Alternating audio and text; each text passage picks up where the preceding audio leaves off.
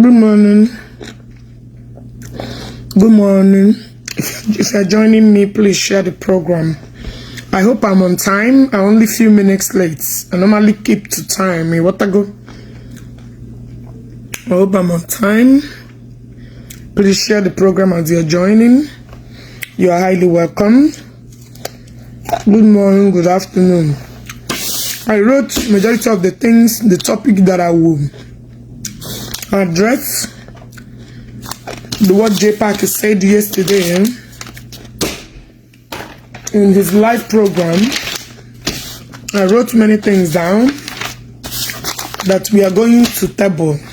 Michael Obi, Francisca, you're welcome. David Pacific, you're welcome.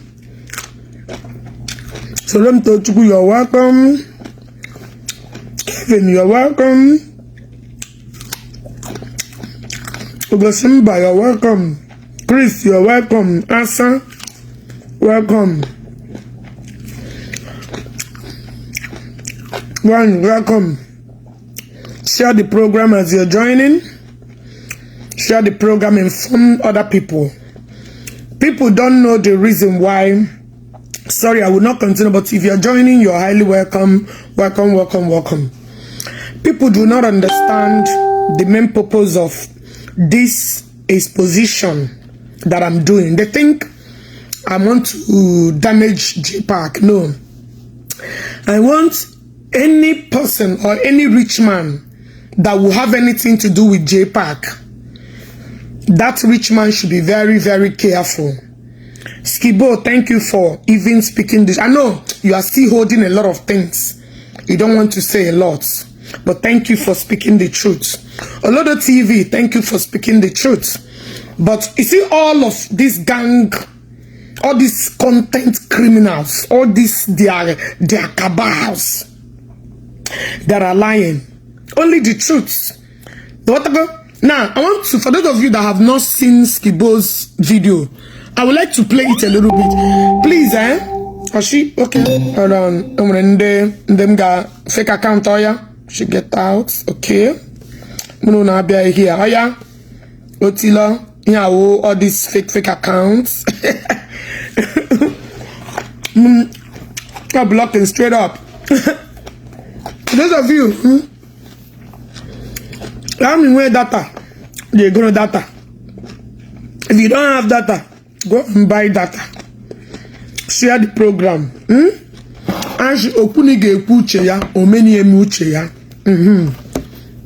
Before we proceed, I would like to play Skibo's video. I'm getting 1 billion secrets. What I go? I don't want you to join the Momoya Otilo. What I go? No need of being here. What I go? I don't want you to be watching the Mumu. What I go? Now let's listen to Skibo. What I go? Before we proceed. Ana dem mashi atoponketa ampena Ogechi Okeke. Please do me one favor.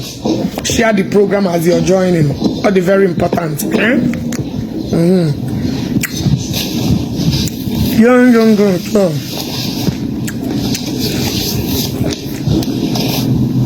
Good morning, good afternoon, depending on where you are seeing this live video from. Please, if you're watching this live video, do me a favor by sharing this video. Yeah, I sincerely want to apologize to some of my fans who called me to say, Skibo, please stay out of this saga. Goodbye. We don't want you in this saga. It doesn't fit you. Allow them to do their stuff.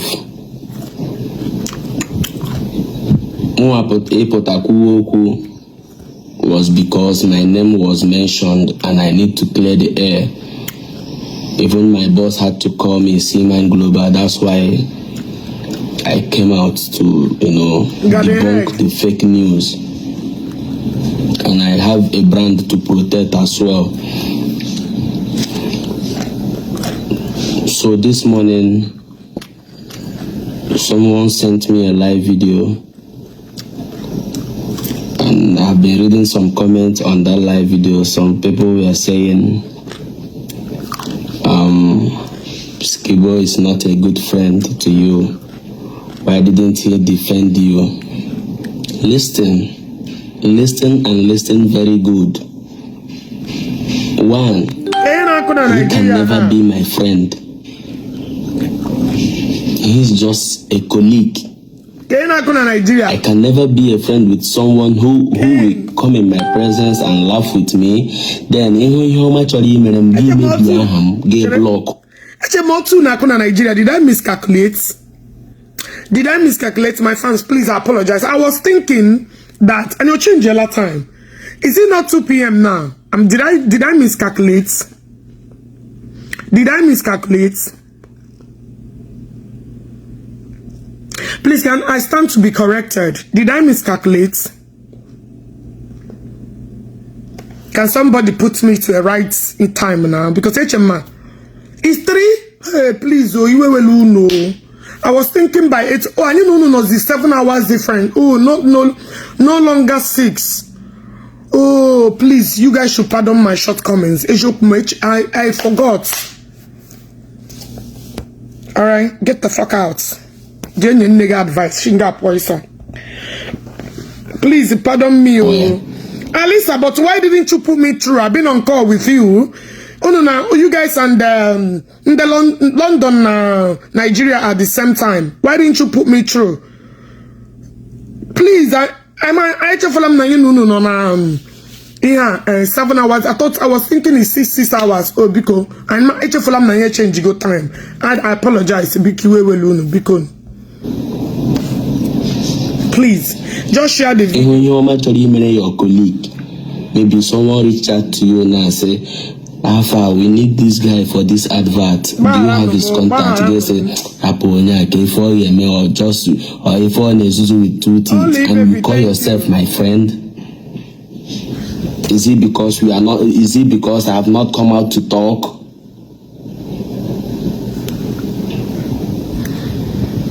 Is it because I have not come out to talk?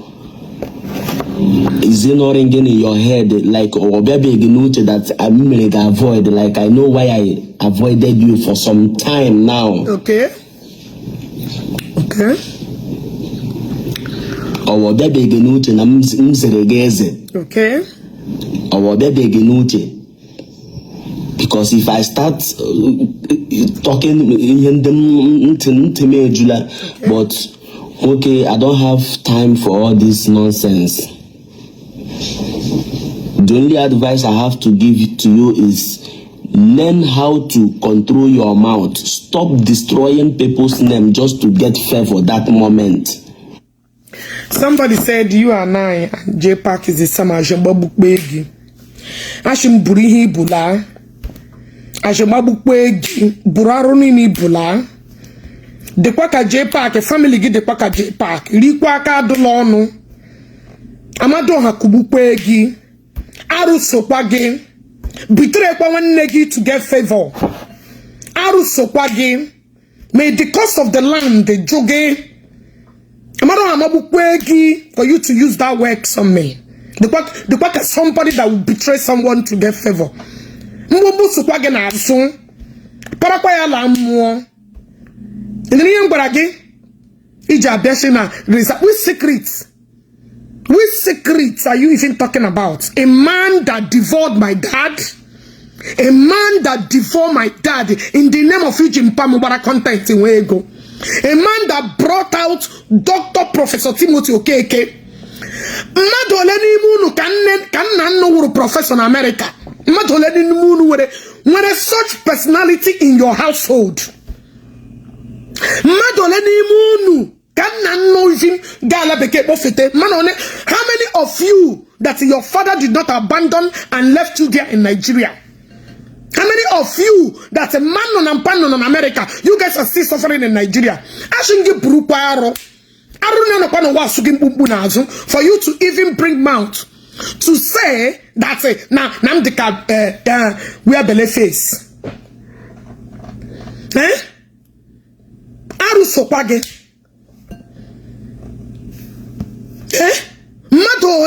that will use everything possible, whether in pain, in sorrow, that you can betray anything to make money.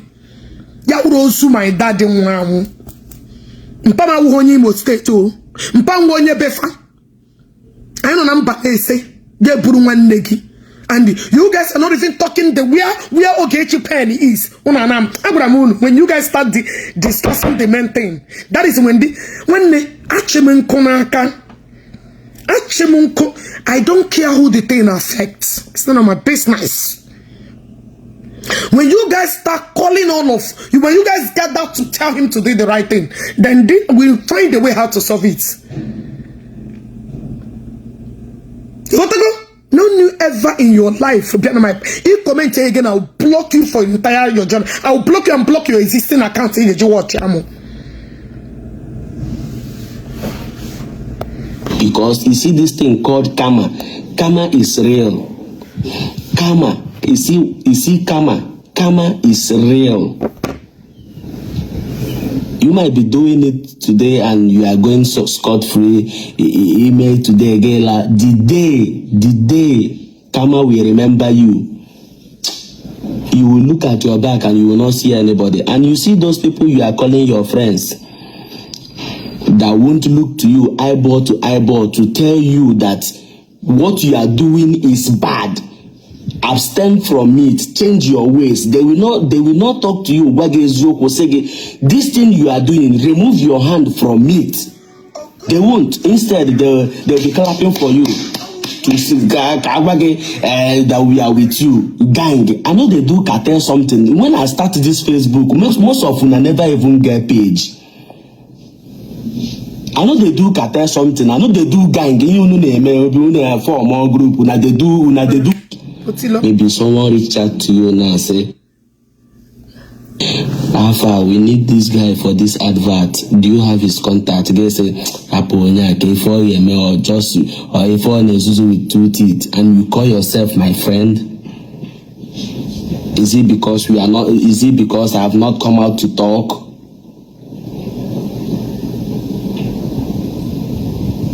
Is it because I have not come out to talk?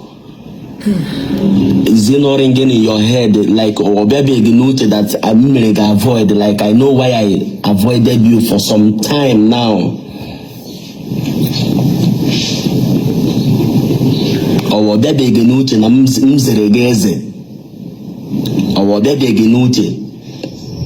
because if I start talking but okay, I don't have time for all this nonsense. Okay. The only advice I have to give to you is learn how to control your mouth. Stop destroying people's name just to get favor that moment. Thank you. Because you see this thing called karma. Karma is real. Thank you. Karma. You see karma. Karma is real. You might be doing it today and you are going so scot-free. Email today again. The day karma will remember you. You will look at your back and you will not see anybody. And you see those people you are calling your friends that won't look to you eyeball to eyeball to tell you that what you are doing is bad. Abstain from it, change your ways. They will not talk to you. This thing you are doing, remove your hand from it.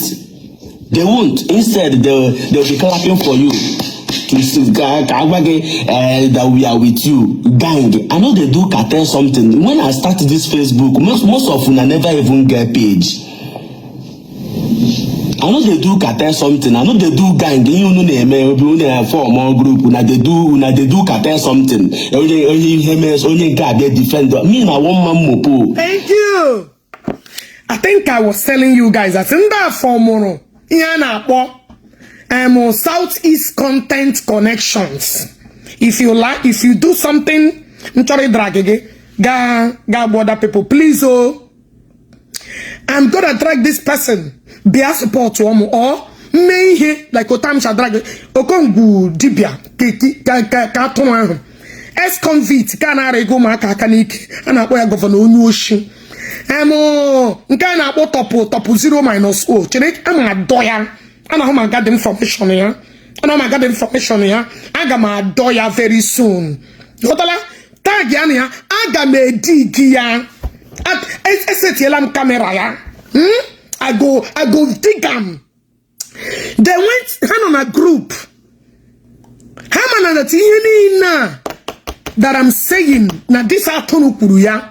Some of them content creators say Chimba. I will not defend you because I know you said all these things.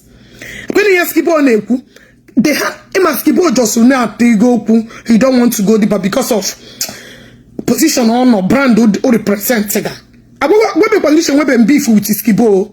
But maturity, he said, okay, I am sorry. I'm a major, okay, I'm sorry. And I fash it, and I'm a B-Henobi. And time goes on. But you cannot hurt me. And still, I know Shinelu, Ogechi cannot do anything. That nation of my game. Let's see now. Let's see. You want to go?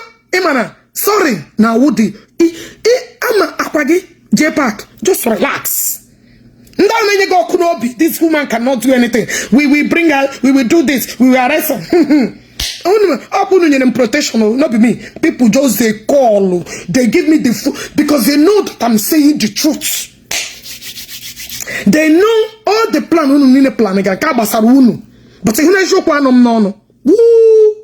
it will never depart from my mouth. Why I'm playing this? Because yesterday, the same thing in Kugaki mere too. The same thing Onodochi me porno. The same thing Kokugana me porno. Na Facebook get break down. Ogechi is lying. How can you pick out the car and call Ogechi? But the truth is beginning. I'm a many things. Guys, because share on this video. I'm not trying to destroy any family. I am not trying to deceive, but that thing in because I'm not calling many people. People that are dealing with you to be very, very careful. Because imashi elema nya pare. I think on my canele. I who get a leg like this to the boss. Imagine boss I hate to go ne destroy alage. You want to go? Ne destroy Igogi. Imagine that this guy alagi. So it better you keep him away from your secret area, from the things you know name security. You want to go? I came out to address Seaman Global because I know he has a lot to protect.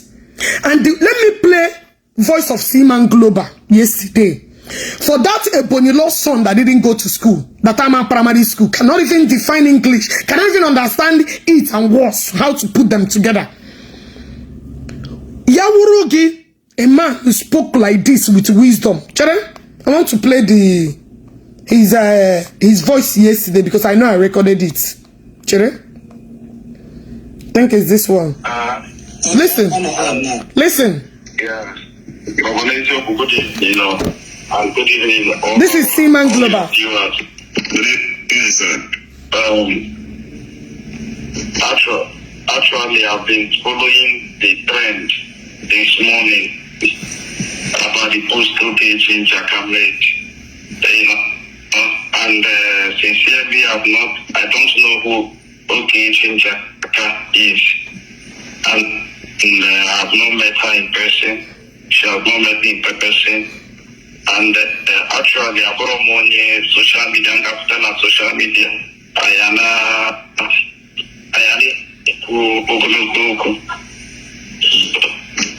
and as a pattern, I don't want us to be dragging this matter. Okay, Jack. Share the program, please. Click love and like. I don't want to. If they can share, they will throw me off this place. If they cannot share, because now share to subdue the. The fact remains that we are all brothers, and Ogechi Okeke is our sister. Only mom personally knows the kind of life I am living. Jpac is my brother. Man, Ogechi Okeke waiting for Jpac. Thank you, sir. They have their differences. They have their misunderstanding. It's left for two of them. They are two adults. It's left for two of them to resolve their matter within themselves. But bringing different people that she has not met to this matter, despite the problem you have with Jpac, you understand, despite misunderstanding between her and Jpac, it's not wise at all. It's not wise. But I would just advise her as a sister, as our own person, that she should please not bet that part, because it's not a good thing for her. Only one year broke an old dog. No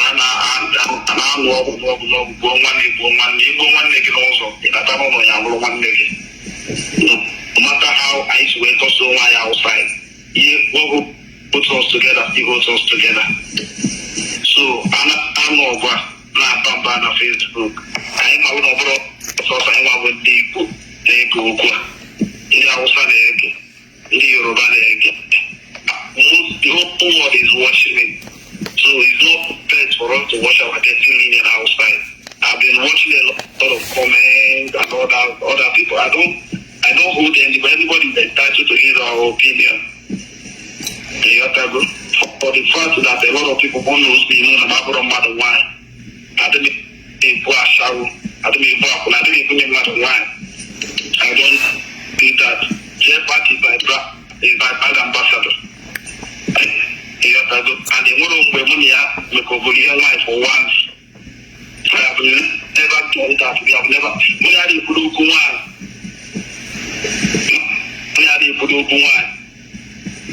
You know. So where all these things are coming from is where I don't know. But because okay, Jaka, I pray that she'll be listening to this live video and know that more puts him on global. Abroad what they want. Abroad also. But I am a woman. I'm a woman outside. Problem with here, one day you want to give it to the path. There are better ways to resolve this matter. And you're a mother, you're a sister.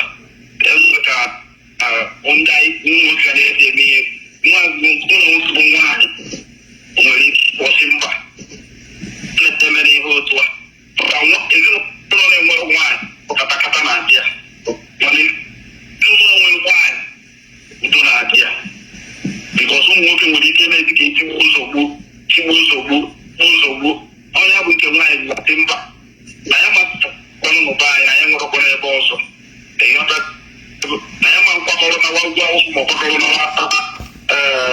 the Southwest. No buying, so the woman I pray that I meet Okeke one-on-one. I've been watching her right from onset. I've never spoken to her. I don't know her. You understand? But all she has been beating her chest is that this is what Jpac told her. But even if you are there, she shouldn't bring this matter. Because of the sake of the names of people that are involved in it, bring it online. You understand? I've been into real estate for 15 years. I've done it back to back. By the grace of Almighty God, and nobody follow out on social media. This is my first time. Nobody follow on social media. Okay, but I just want to tell you because I don't want it to escalate. But if you have your back and I've been holding you, and with the wisdom God has given to you, I know this matter can be resolved. You know, let this rain. You know, come on, more words. And I need the land to dig more into the secret of Jpac that doesn't want to be out there. So please, people could go down. I need a little one dialogue. Thank you. Thank you very much, sir. Thank you very much, sir. Thank you. Thank you, sir. Akwa na anọ na ihe o mere Then, after listening to Ashina Oku Gini Make on Normalazo, right? I made a video. I was specific. I did not miss my words. I never said what I said was not told by Jpac.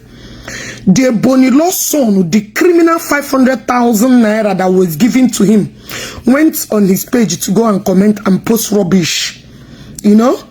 Let me tell all of you. You see all this garagaruno to shut the Bonilo son, I thought you say my page no get life. Now I'm the one feeding you. The page when no get life is now the way you cannot wait to pick up. But be careful, I strike. I'm very bad. I'm very deadly.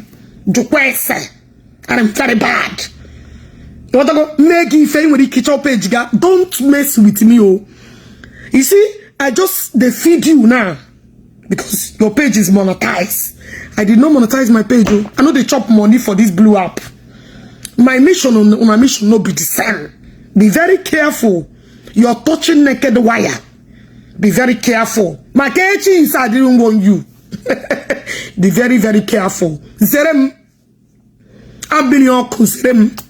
So I know you are not well learned. They did not teach you well. You did not start from primary school. But on a dimma for you to use your wisdom to articulate sometimes. Even a child, I know you will understand it, was, come, go, where, when, how, right? Okay, Aya, Otila, bye-bye. You want to go?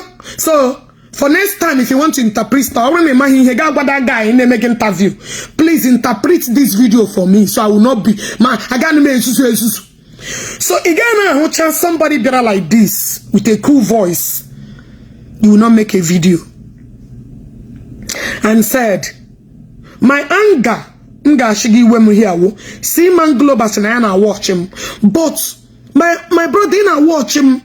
Who have been letting a Jpac my dead father, and him only represent your ambassador. He carry him ya. As who wants peace? Because all the peace Ozurugina a of peace. Shia, why can't you do something and stop all these chaos? You want to go? Oh, you carry me. Oh, come de no on top people who shame me here. You look for peace and ask him, see, this is the right thing to do. And the Ebi no me be trying here. Ishina na Chineke nyere ex-convict amami here. Go say to no nye matter. Nga ke no ladi the peace o we. Along, oya Otila. You want to go? Nga ke no ladi the peace o we. Ka ala basra ex-convict no wa. Chineke maneligwe. Yawuru na mchori ikwe me ekwepo. I cannot have anything to do with that demon. That shrinking devil. Never. She's the she.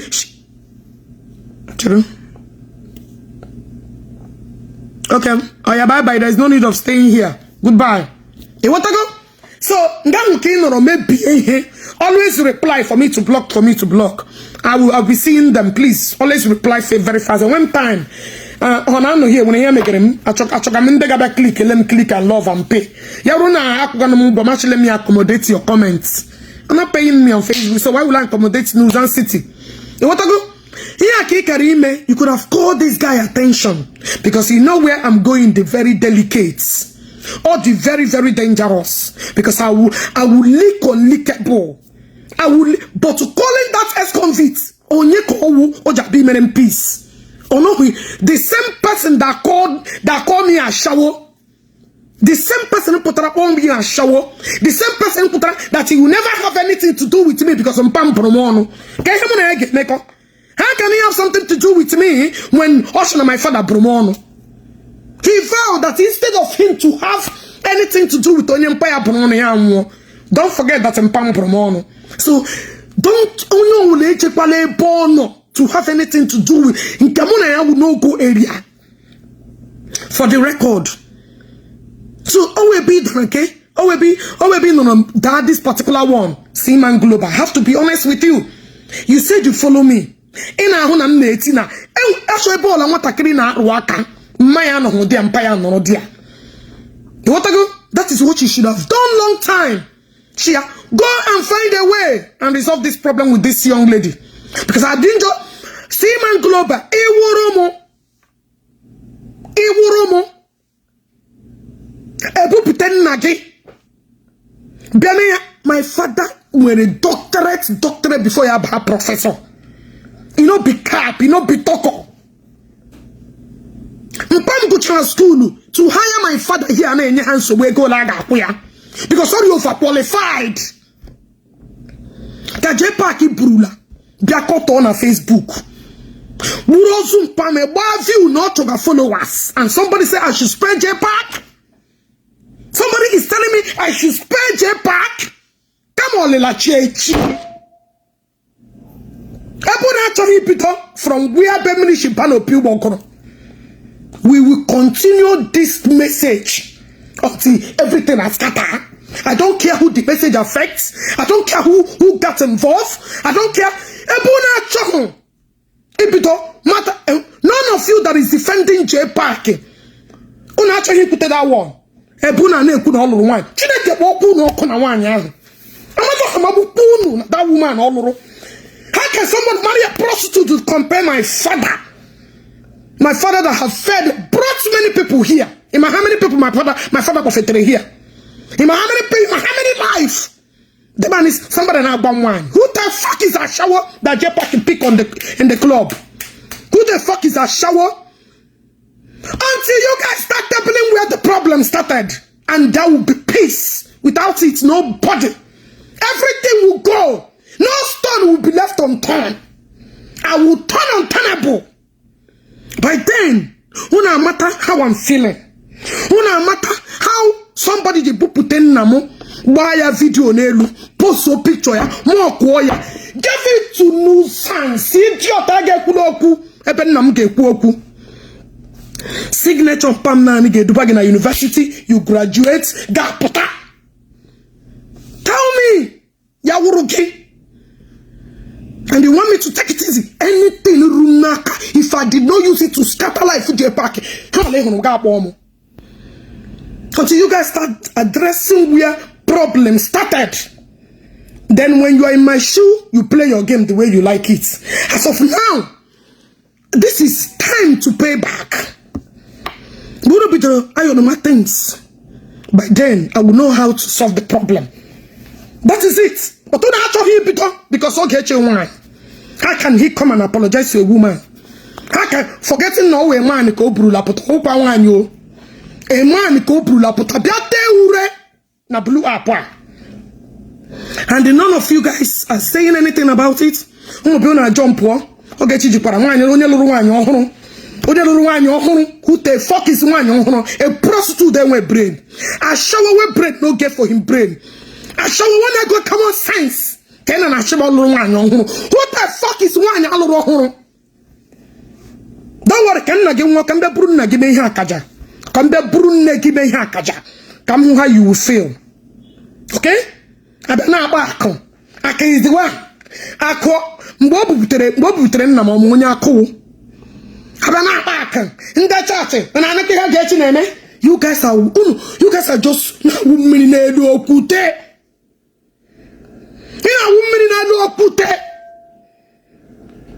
You feel me? There are many things that Bebiaku today will shock everybody. And Bebiaku can know that I'm saying the truth. Bebiaku today I don't even give a fuck until Unebito protect our business. Unebito put one hands in order, doing the right thing, trying to fix where the loophole started. Okay? Aga bia ku ebe nnam no repu omu. Aga bia ku ebe no to nnam nga. Aga bia ku ebe nnam no bo mo no. He has to come and tell the world, or he do the necessary thing. Without it, I don't care whether your business go to down. I don't care who the message of grandma. Oh, he thought I came to him for what? For what? I don't even understand where that guy brain is. I get you. Some people are calling. I get you. Nah, who is listening to me? You don't have to listen to me, you son of a nobody. that according na program. You don't have to listen to fucking me. Allow me to talk according to una until the day he came bro. Open me kogabum. If Jpac head did not go ground, camera me kogabum. The Buddha had to settle matter. Let's see how it will end. Until the day Nage and one area. My father died on COVID. COVID. You know, COVID is all about lungs, respiratory system. Respiratory system, the thing like this. Even to breathe, problem. The man able breathe his last breath. Because he COVID the cable suffocate. COVID the cable suffocate. Jpac Bruya. You want to be calling Akwa? You want to be calling Akwa? Hey guys. Sorry, join me back. Sorry for the inconveniences. Sorry for the meltdown. Please join me back. I'm good now, so let's proceed. Please, if you're joining me, please kindly share the program and let's proceed. Sorry for any inconveniences, please. I'm joining. I'm for the second time. Please help me to share the video. Thank you for your understanding. Thank you.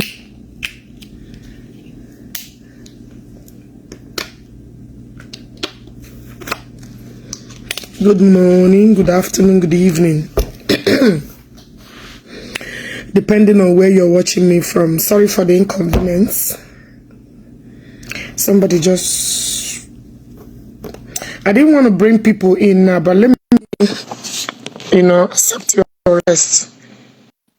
Yes, I'm good now. I'm good. Okay. Hello? Hello? Yeah, ezigbo mmadụ ka eji. Nde what's okay, one? Ele nke mere nwanne m nwanyị. I'm good. How are you? Udo, anọ m n'azụ ụlọ gị ebe a wee na-akpọ gị mana o nwere nchọ itiri ụlọ ọnụ ebe a. Okay. Just enwere ikwu time nwere just 1 minute. The thing there bụ na ihe niile a na-eme ama m ka ndị be anyị si na ka eke okenye ga-esi n'ọnụ na iwu a nwụrụ n'obodo. Ndị a niile gbara Jpac okirikiri anyị nche niile bụ ndị Igbo, anyị nche niile bụ nwanne, mana ha anaghị agwa eziokwu. Okenye ọbụla nọ na-ese okwu anyị na-ekwu na-ama ihe kwesịrị ime ihe ị na-achọ. O nweghị ihe ọ ga-eteki Jpac ịpụtasị nwanne m nwaanyị. Adị m sorry. Ihe niile end ya. Ahapụ akọrọgbagoro elu akọrọgbatuo na akọrọgbatuo. Ọ ga-asolve the problem. Ndị na-asị gị butuo. Ha na-ajụkwa kedu ihe mere iji bugo before. A na-asị gị lọtụ gị gbachite. Kedu ihe kụgoro gị n'elu ebe ha before. Ọ ka mma na anyị na-ekwu eziokwu. Jpac ihe o mere adịghị mma. Kwugide from today ruo tomorrow. Ihe Jpac kwuru adịghị mma. Ma o kwuru eziokwu from the instances a na-enweta from the commentaries ndị mmadụ. It looks or seems to be true. So the truth there, I got try all those his followers, his friends and content creators in the banina. Say what can you eziokwu? Say about is na de regede. Agbadijeba. I got solve the problem. You got to go abụọ na ihe na-eme or ihe na-eme or ihe Jpac na-eme dị mma. Kama na the issue bụ si binyuke na Akwa. And the only person ga-ebinye Akwa bụ nwanne anyị nwoke bụ Jpac. Ihe niile a na-akọ akọrọgbatu anọ ma gọvanọ eziokwu mma like emeghe expect na gọvanọ eziokwu ga-estudio that too low na-play. Gọvanọ eziokwu nọ in the very right position to quench this fire from day one. Mana media, you just trying to defend your friend. Ọ dịkwa mma mana the thing there bụ ọkama na anyị gwara onwe anyị eziokwu. The right time I kwuru eziokwu a, the right time all these things should come to an end. Believe it or not. Yiri na na-agba enweghị ebe agbụghị gị mana ha chọkwa si gbara gaba ebe ha achọghị ikwu eziokwu. But to me, ọ ka mma na Jpac pụta kwuo or say the truth to people or apologize ya. O nweghị ihe o tekiri etu nne enwere much time to say anything ebe ya nọ ka nọ mana ka ọ dịba kede ụbọchị ọzọ. Thank you, my brother. Take care. All right. Sorry. MG told me no yeah na my head oh. Come little alert. You were telling each little alert whenever you're doing things. Where is water? Because it touches the brain, from the brain to all the body parts, so you'll be fine. Now, let me proceed. What I was saying. They will no, sorry for the meltdown. Sorry for it. Until you are in my shoe, you will understand where I'm coming from. But it is well. Let's proceed. Please, as you're joining, do me one favor. Share the program. Share the program as you're joining.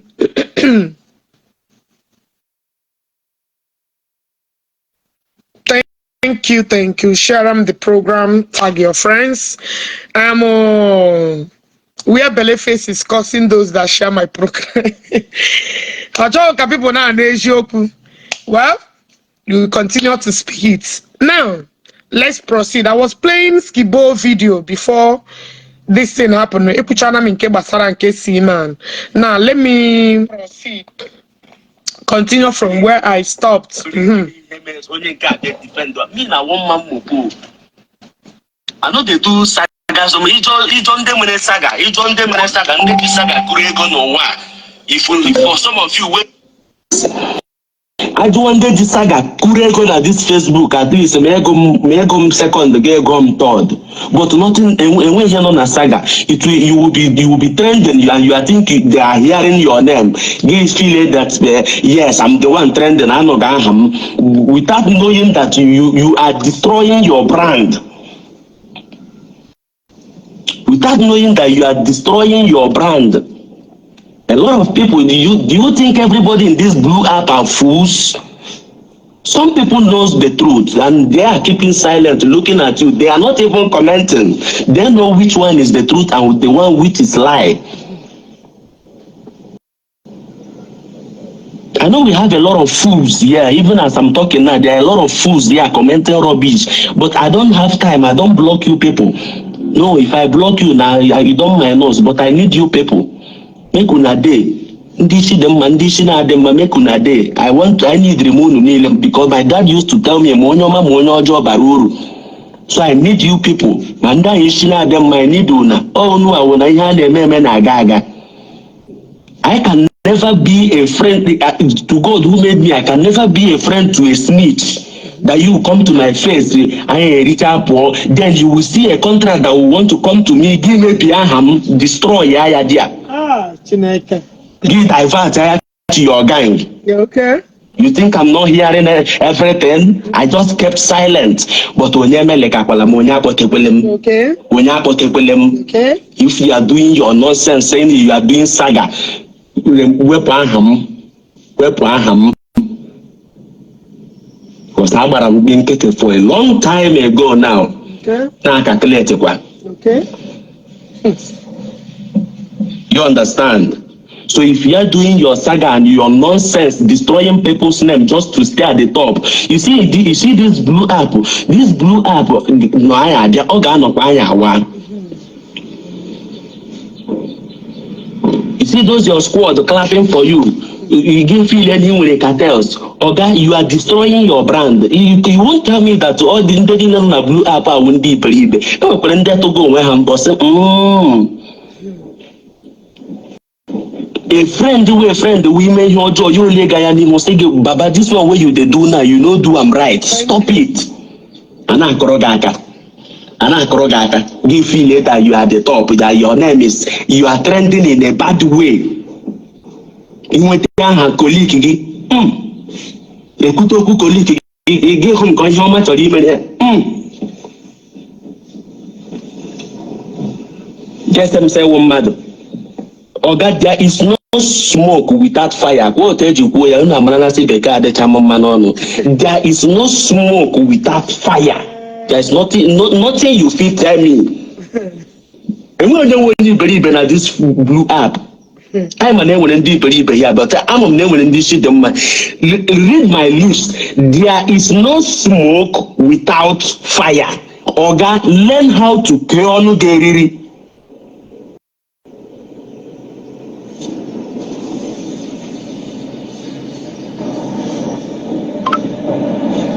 That's the only issue I have with you.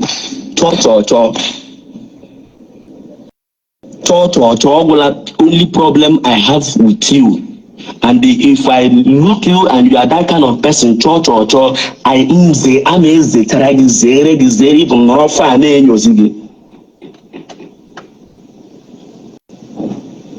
that's the kind of person I am. I've heard so many things, but I no go. I'm too big for that shit. Drag. I don't do dragging. All those things don't go. It don't go. I don't even leave the blue app phone, and a TikTok I do now. They do my thing. If you can get maybe your fellow colleague them your colleague actually in your business, you go there, finish and give block oil. Okay. Oh, him to say reggae. Okay. And I say, if you for stand by him, you for do. Oga, if you email your job, I will look at you eyeball to eyeball. Do you know why I love myself so much? I don't do, some of you never quite hear cartel gang. It's like you people are just, some of you are in this blue app for echo. Maybe when you drag somebody, or you people are just loyal to somebody because of it from it. Oga. 10 naira, 10,000, 20,000, I can't because of be you who let the person come out to send a small skibo a crolani here go cut or colleague or your child and say how do I put it just to get favor I can't do it. It's not pride, but it's not read my lips. It's not pride, but zurum. You see all these big men, all these our bosses where we say, I can remember that I hardly even call them. I need them all those. Even when my boss called me yesterday, Seaman, he was like, this one where they call me again, waiting happen. I said, boss, not I don't want this. I know Sabi worry big man. A man behind on a meeting. I don't do things for money. I told them I don't make I like if you like me, you like me, and if you don't like me, you day your day, I day my day. This is the kind of person I am. But some of you here, the ready a little to get shit. We are on the ready in address and matter. Kununa echo, just echo. Thank you. Echo. Money. Thank you. On the ready or no. Just kununa that money. Thank you.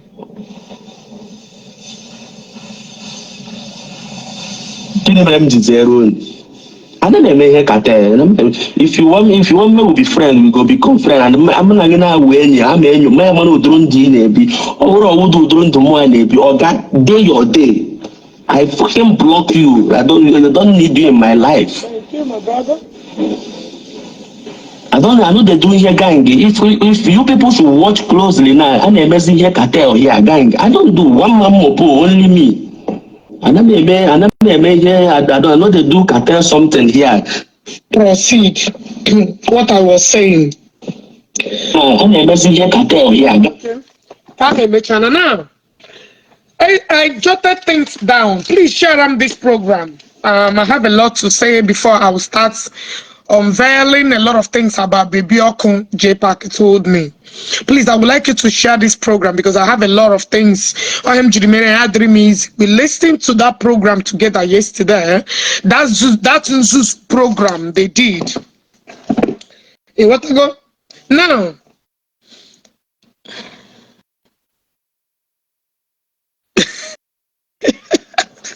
Okay. Now, Jpac came out and said that na kokurum 1 million, right? Good. Now I would like you to listen to this voice note Please, can you share the program? I would like you to listen to these voice notes because Jpac, your works will always be against you. It's only always your word against your own gods. What I go?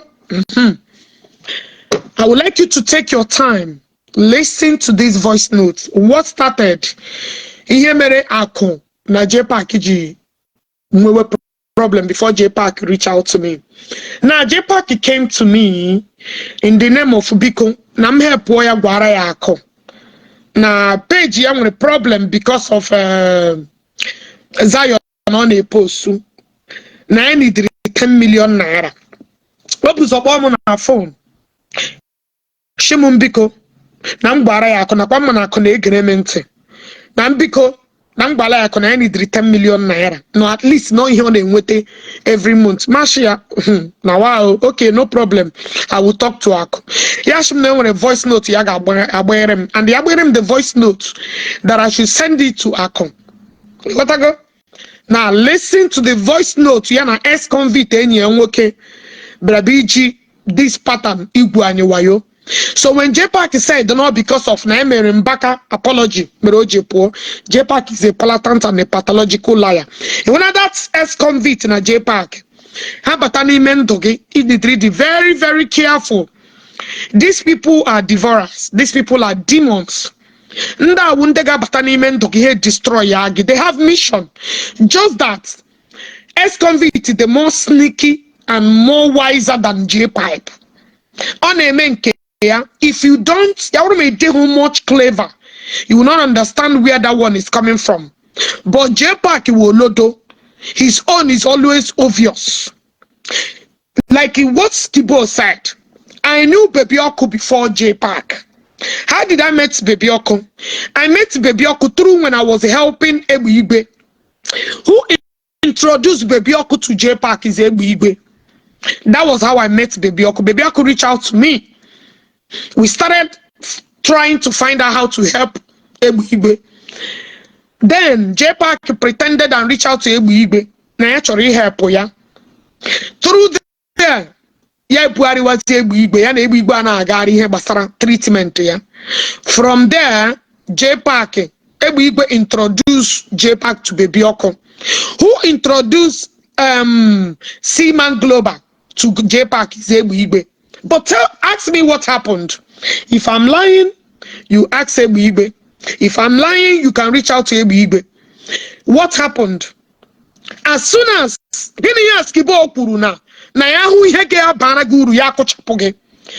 Jpac went to Baby Oku and told Baby Oku to stay away from me. And the one thing about Baby Oku actually without the investigating. Or one thing about Baby Oku.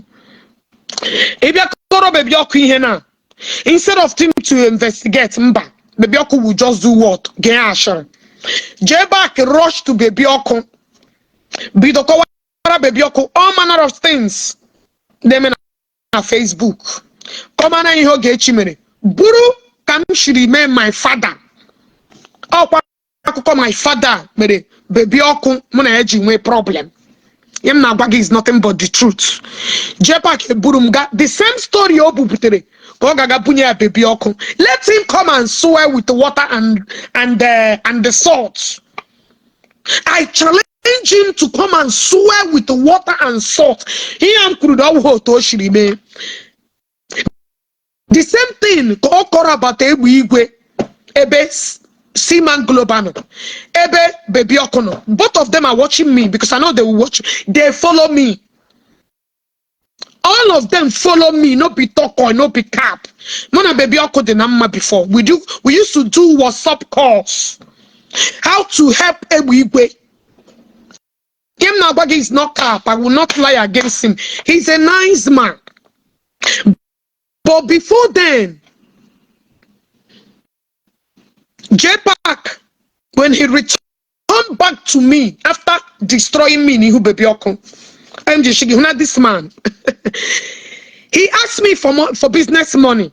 Now, 12 to 10 million, and I got back with interest. So Mashi, okay, no problem. Yanyem film time. Mama, and all that money on anam can get you what information. No, no. You want to go? And the one thing you should discuss about Jpac, we are now here destroy. You have millions of people in Hugi. And he will tell you the things. He question on things. He question here. Jpac started littering like onye diarrhea. Started purging. She okay. I'm a teaching a lesson you will never understand. You, the same baby is now you return back telling me everything about baby Oko. No wahala. Ma were close ojide. And not only many names. Many names. Mandoshi na gaga butere Akwa okuko kegi na abia. Kegi will just say my mountain. Kegi na abia. Ote kegi wo botoro ga boto in my prayer. Oh, also like you believe. Also like you believe la. But I'm gonna bag gonna jack gonna how did this young lady man all these things? You want to go? Now listen. Mbobarunu. Nande Zion nyere 1 million. I want you to listen. I want you to understand 1 million. Now listen. Don't get these voice notes. Man, thank you, brother. Good evening from here. Oh, Jpac, because voice note match on getting there evangelist Ebukobi. The man major numbers will not through you as eyes of the gods. Because I can't complain that before. Mana on the ability to do to the business in Amari. How about February 4th this year? Even they defend the minister. Can I could share accounts from Jpac was staff in the money now everything February. And the post 2 minutes where could share post to even post through post Magazion. Bana Bawa Mbo me boyisona ma onyoboda mamatayas all those time. Oh, the impost in defending of minister. Facebook will strike him. Since that time, we now the year, but February, March, April, 3 months, May, 4 months. Men I can't think you already disabled. Now it's red, not even yellow. But no yellow, no warning, no red. Still the monetization is out. Just because na you know, in video, Jpac post to a post room, or any video post to a post to, you know. Man, I still say I'm going to say, how far? Can you say, hey, you were about a swabber? Yes, and there are good brother, and you can't never pay. Even on cage, go to the pay. Listen, or correct on the correct. But don't remind that previous months, page has come worse to worse, as poor as the page may be, on less 2 million naira a month. With that, more than 1 million times, everything okuru. I will make sure you listen to it, then I will point the direction. I short. Did you hear what I said? If not the truth, I will keep hammering it. You guys will also hear because it's always their works against their works. That voice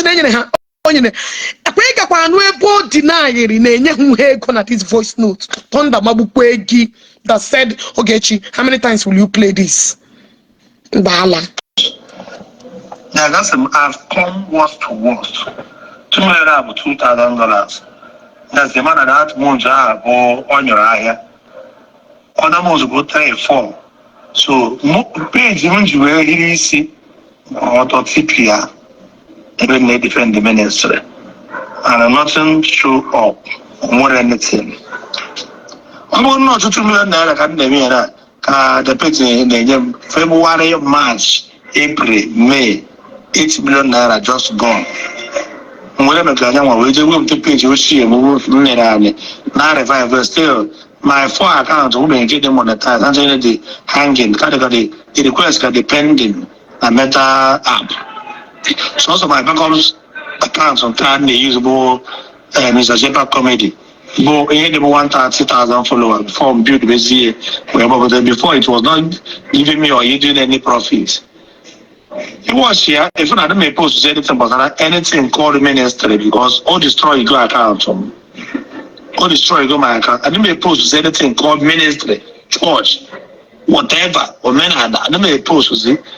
My account to disable. And the open account of disabled. We're going to hit it. Second office. On your never there and I don't want to go. They go for property or go down or go for your area. Or wherever they go, we push new accounts. Oh, my baby, because this is new accounts. We got that 2 months. About to 10,000 to 20,000 followers. Still nothing to show up on the town MC. Rochard, we may go to an okay. All that's us call to our call to us. So you may quit and not the one that work here calls and as a way to me. Because I don't know this now. I'm on the business here, the too wide. And the account for my coaching, Kedi Hage, man. Just suggest Yaram because now it lose almost 10 million naira these few months. More than I just need to approximately, you know. Because he watch, I don't happy. I'm not gonna lie you. I don't even I enjoy my life. I don't happy. I'm not happy at all. I'm not happy at all.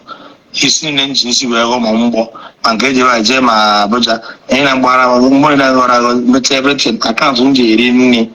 Come studio, I wanna never the baby. Everybody memo overlook. I don't I'm happy. So send the voice note out to Evangelist Kobe. I should get away and gossip. Go get to it. Awful. I don't know. The reason why I don't have it online, Bamba, when I get in there, I can't more the disabled. And I don't know my have angel in me. Nama no my type of Nama motor, Unua. Factory, Unua, Aba. Or I'm in Kush, I don't know. It's like this incident when I can complain about. It's like other people who are coming. We had a Karakarana, Mother, I can't go to the social media now. In a little Sawa, I'm a do George. Yeah, what the go what the but to have everybody know what he or she is passing through. Thank you. Jpac, my brother. Yes. It's in any home on Oku, you know. I'm from this. Big guys, people can keep quiet now watching things go astray like this. Even we they defend it. Even at some point, I just relocate to go to Zion headquarters. Because Zion go, that's all. I need any money from them. I mean, gas also. At least I can create another page and celebrate it. With time, it will grow. Then no way, nothing. And the Zion supporters, they can the IPOB supporters. Any day you post about Ebukobi, that's the only day they will be on your page and watch and share. Ordinarily, nobody is sharing, nobody is commenting anything, nobody is encouraging anybody. Watch, even Mezugo, I just watch Ijowa. Smart and Nika Ijowa. Ogunine, yes, I am the charge ego. We are not. We know they charge money. So anyway, they listen. Asking anybody to pay us. In Anaya, you know. So a big Zion, she's the Apoge Ugo. A big Zion is the negi 1 million in him. Ko wona kuwerele coin nagaya for borrowing. You see, animal like people. When you say something, people when I'm here, I know you guys easily forget. Somebody say, how many times will you play this voice? Millions of things in the hand who end up in this voice. So you will keep hearing the truths. Every lies they will tell, one at this voice. Do you know the first time I played this voice, Governor Criminal Onyoshi ran to Jpac or go how did Ogechi get this voice? How manage it? Who gave it to her? Jpac had to lie to that moron, had to that bandit, that criminal, ex-convict. No work. While Akwa say I did not even send this thing to Akwa. You know why? Because I'm Nonya Wonyoshi. I didn't send it to Akwa. Mapa. Because I'm that also let Akushi because what your voice note can send the man come forward to the Akushia. Listen to the Akuchi. Akwa had to call him here to get Jpac online. Jpac refused to join online. Akwa Bomo. Shimile now, why this guy lying against him? That day I had to come out. What put the conversation on Mona? Mbaka the ex-convict, this criminal, this onyanye bo ashaworo boranya.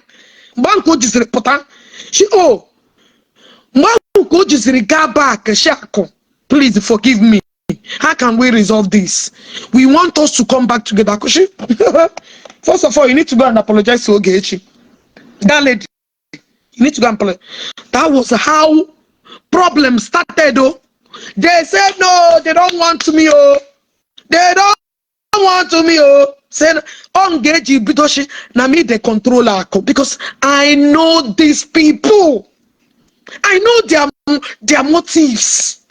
I'm a maybe because whenever a man go now rush it to you. Let me tell you. Unu ni neto chanako. Magi, ma Jpac, Akwamu. This guy in a way to take you because na going to talk you.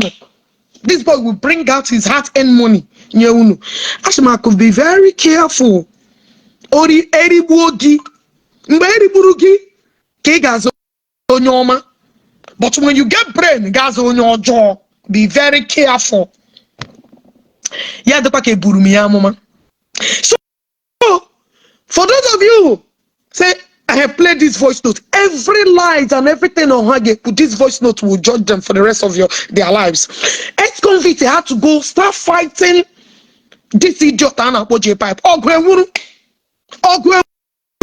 Jpac had to start apologizing. He get put a problem. Let's see. That is how they united. Both of them not like each other. Both of them not trust each other. Ex-convict leave that Jpac. He's not meant to be trusted. I want somebody to release a lot of things. But as time goes on, things will be coming up. Hey, my release get release a voice note. There are many damaging things. This is just ex-convict says about this Jpac. The same thing applicable to Jpac. There are also many damaging things Jpac said about this Antono. Skibo Okuru exactly who this guy is. Yabia, each and again had the number, but Oga Baga so chicken as a favor. Hello, sugar. I'm not on life, but kuwe.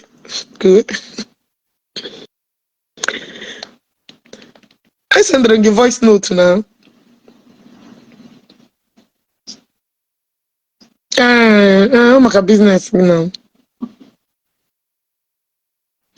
I went to them and live. You got the free time, which I'm not boggy. All right, thank you. You want to go? Everything Ashini Nehana to lies on this. Now they listen. I won't on a so-called Baristan. Well, Baristan and then was in opposition na Zion. All this whatever. It was the all this bench person because of you. I don't want to go in detail because there are many things I don't want to review. What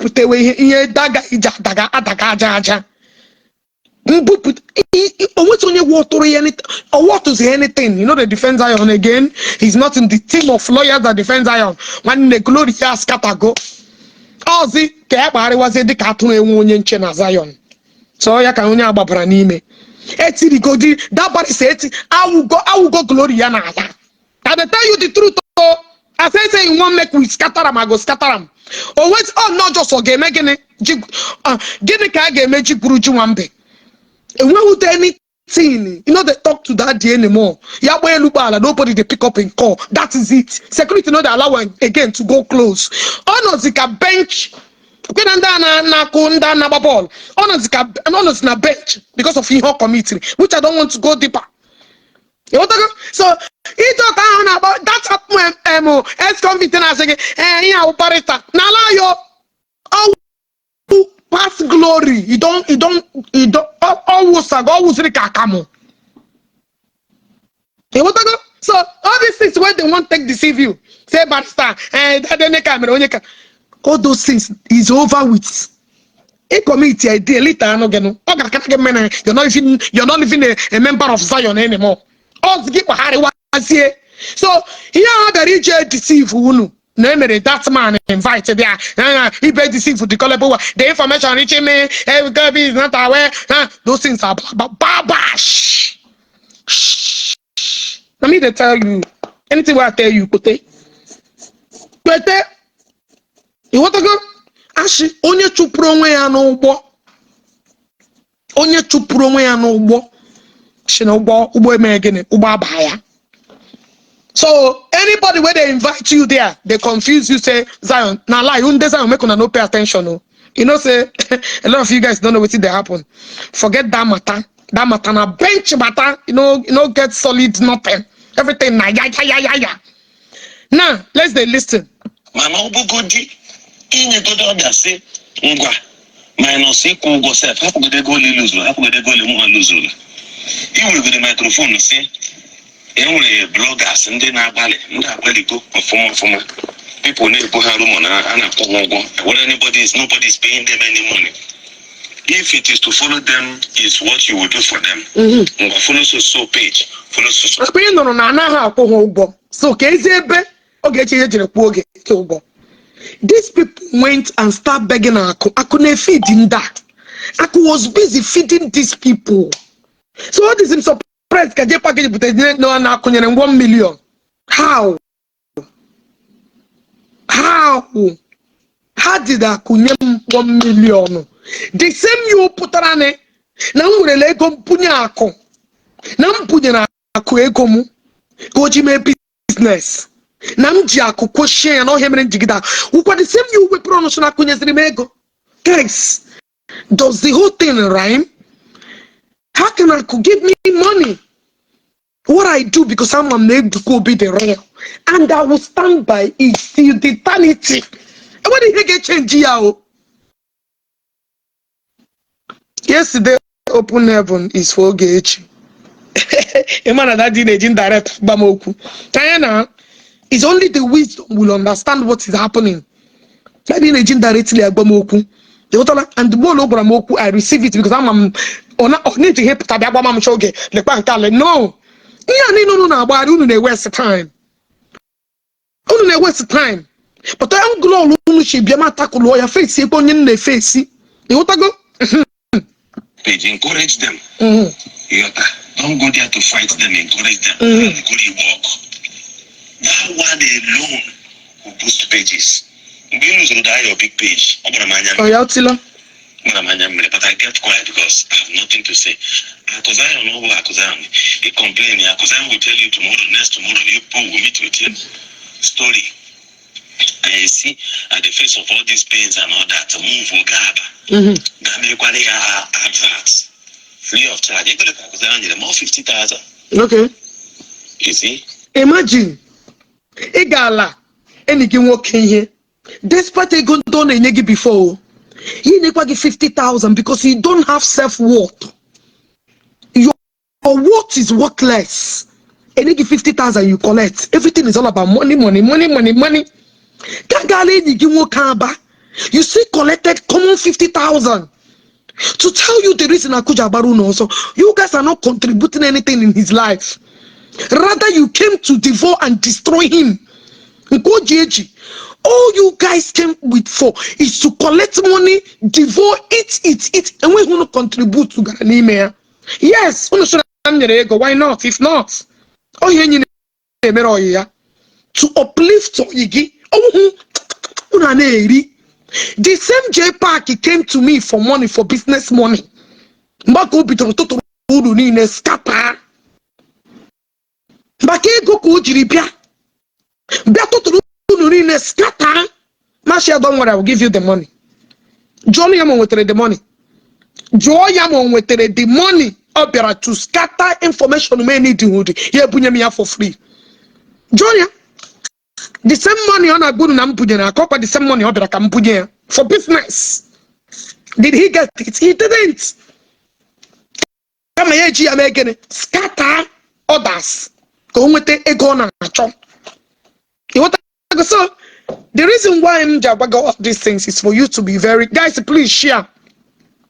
Click love and share. Click love and share. So the reason why I'm jabaga get this thing is for you to know who you're dealing with. Many things that I will say about Baby Okun, I had it from him. He told me, and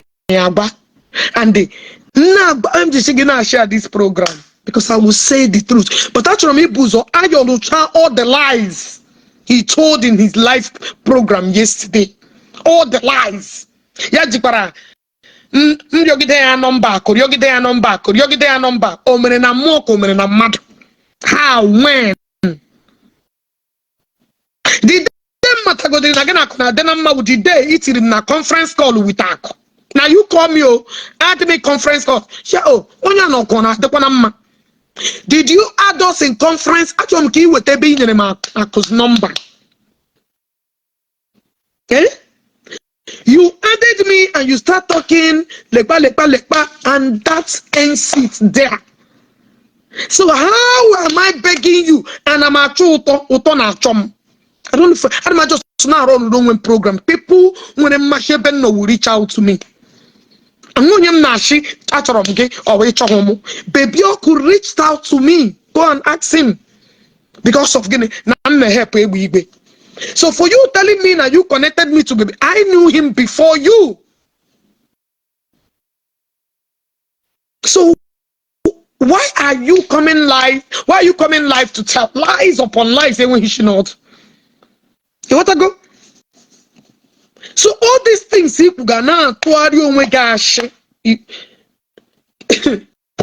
oh God. Now, I want you guys to watch this video. Hold on. Listen to this video. Because Ashige, I'm going to know your lies that will take you to your early grave. In that name, do gonna wish na do you watch Tom? Where is that your useless videos? Anyway, watch me listening about game with voice. Listen to this. Oh boy, and my woman and I communicate my lovely and precious woman. Chere. 7.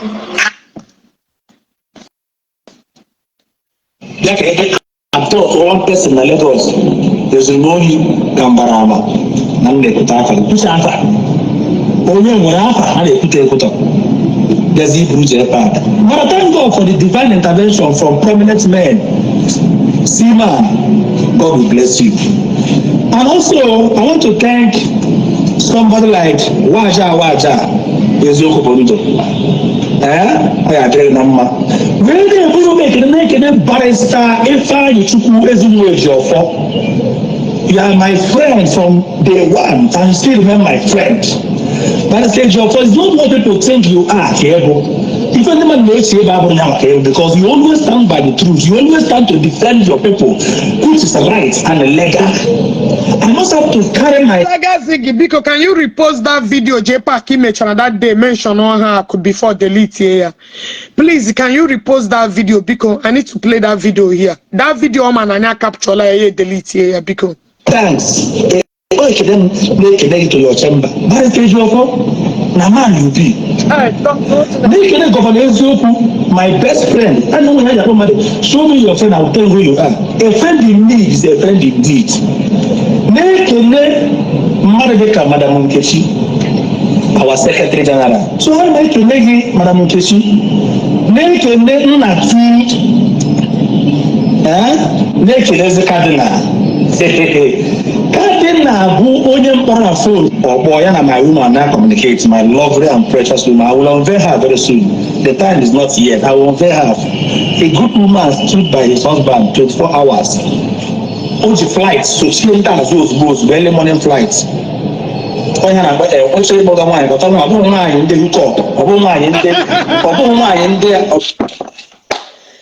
same one. Oh, she get a woman in the hook up, go literal. Not just working a club who hook up and with common sense. But follow this guy and be useless. His words is always fighting. But the same girl, Oga Oprugan and Kayam Baba, first lady. Kona was a walking one, the gagam, but on a hook up, Koga Bruce and Colorona. Oh God, Jpac. Ndoge will always judge you. You know him this lady, him the first lady. Maybe they hear you. I don't want to mention her name, but in the due time, you guys will know her. This lady Jpac. Early morning, with the flights. No, let me play the second one. Boy, and my woman now communicate, my lovely and precious woman. I will unveil her very soon. The time is not yet. I will unveil her. A good woman stood by his husband 24 hours. On the flight, so she. We didn't want about the girl. On a film as a husband to the lady. I can't hear. He would have a film as a husband to the lady because. Zagazigi repost that video on a page. That video me gonna delete that day. Oh man, I download it. Couldn't never know a good woman, my wife. Couldn't never know where good. Here we a young lady opru la manya gapunye family. Meet this girl on a club. You know this Jpac. Until you guys start being careful with this demonic human being. Una guys weekend. Listen. Early morning flights. I don't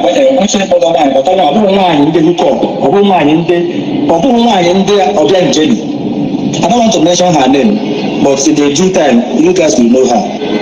This lady Jpac. Early morning with the flights. 2 hours supposed to go.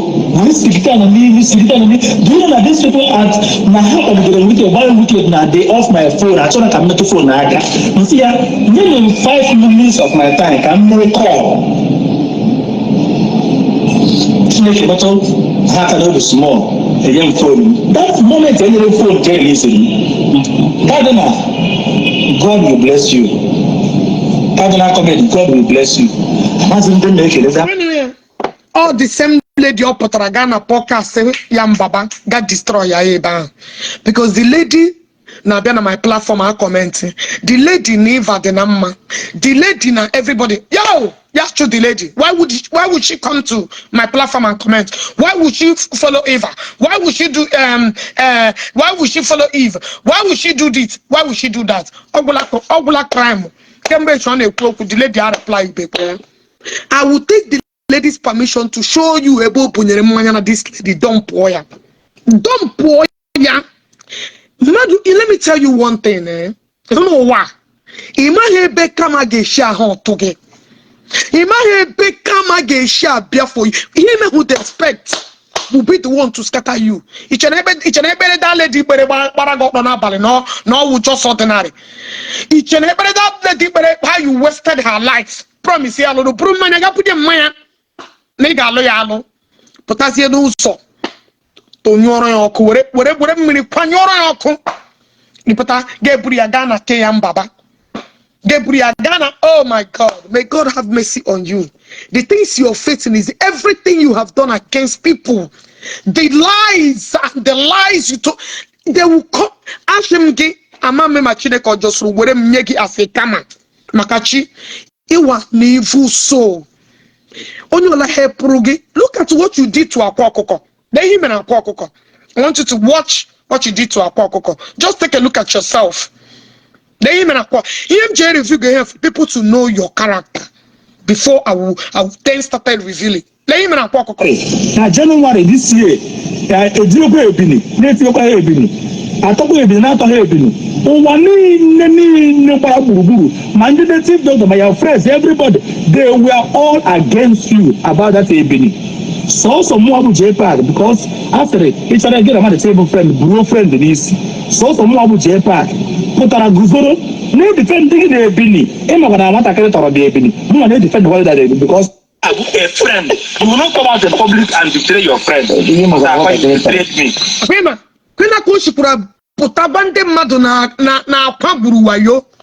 Opa ya me for ya. You see? You see?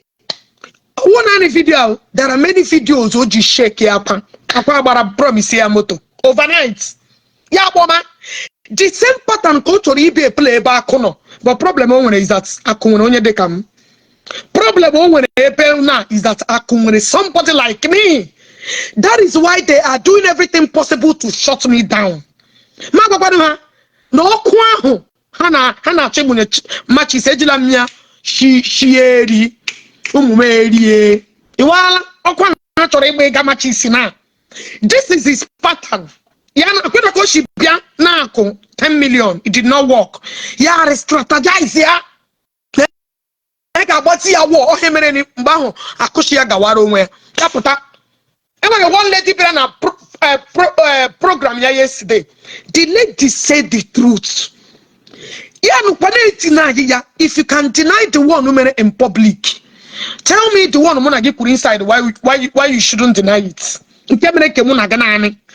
If you can deny a lady, and you know how you have been poking this young man, that he should have walked away. You should have walked away and mind your business. You denied it. And when you but you all I'm a buggy people or ya. You are just a demon. You believe you can blackmail people what potato, but on again. Now this seku na again. You think you will blackmail people how you blackmailed Akwa? Because Akwa piano or talking can make your business. Akwa had to fall for your trick. But the problem, this you're useless or ex-convicts. Well, that Akwa when is somebody like me, a friend. A friend they might a friend they might imagine no one to me convince him and I join again.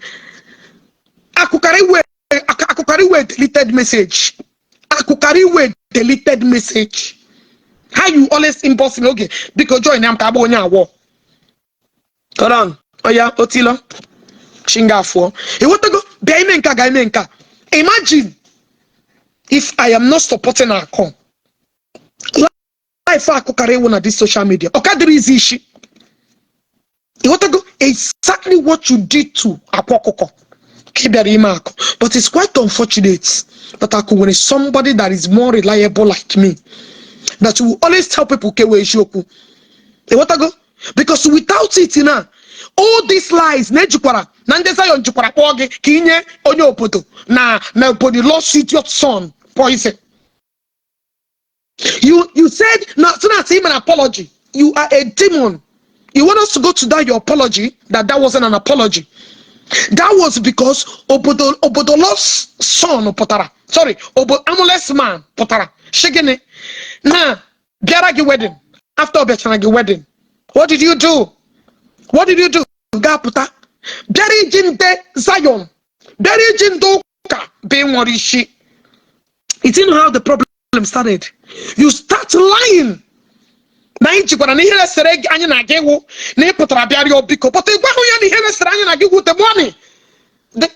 if this voice record is not alive.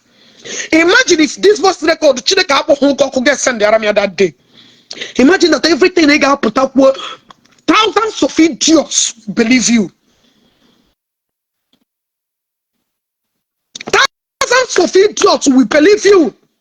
In Aputazi, no me Mbaka apology. So that time he made Mbaka apology. We did not send you packing. You did not have problem with us. But after then, you see, you start asking for 10 million. People, on you make sense.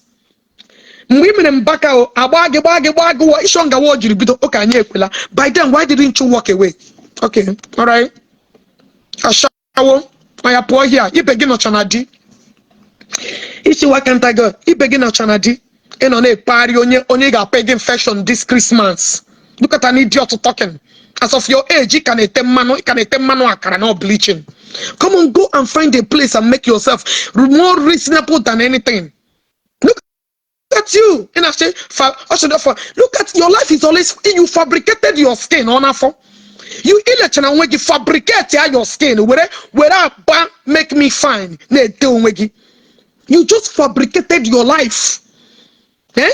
You just useless your fucked up life. You came here to talk. Why did I fabricate my life? Before you open mouth to talk to me. Okay? Why did I lie to myself? You're already a fabricated story. So fuck off and get the fuck out of here. Idiot, I get to my lepage. At of your age, you can stay bleaching. You can enjoy the idiot in the return now this Christmas. STD.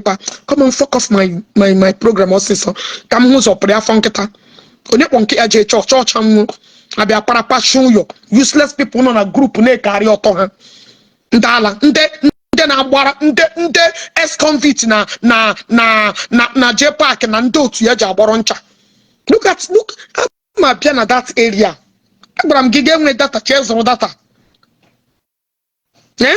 I'm a giving me data, data. There are many secrets to be revealed. Yeah, Nacho. Are you not saying what this woman is doing? She is sharing her women need. Does that represent a church thing? Your game is dead and arrival. I have a personal vendetta with you guys. I don't know why you guys are getting that involved.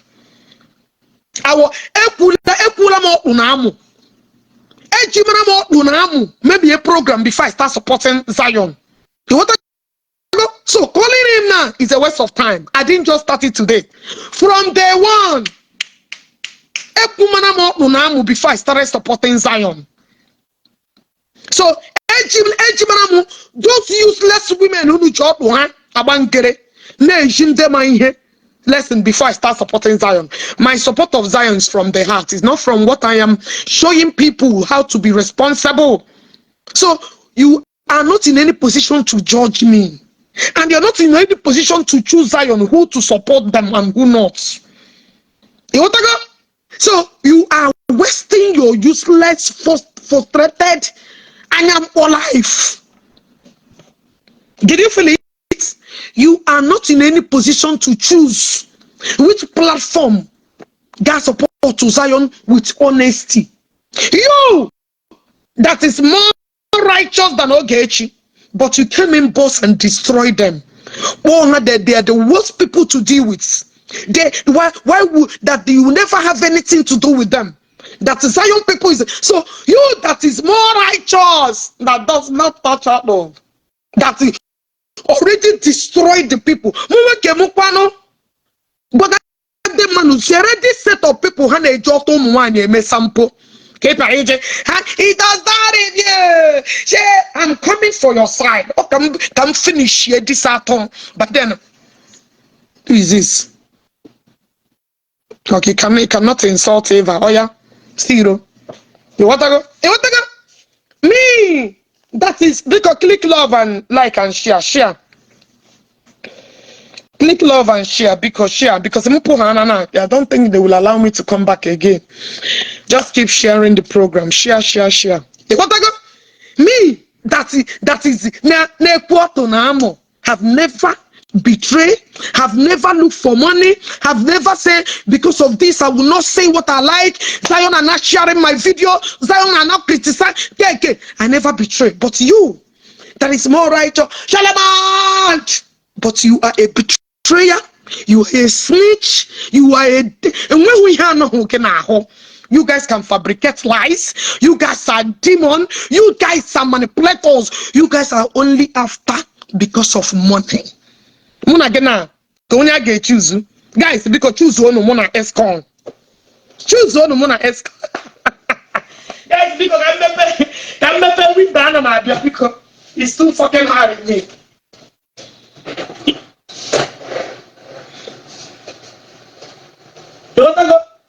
Now, muna again now.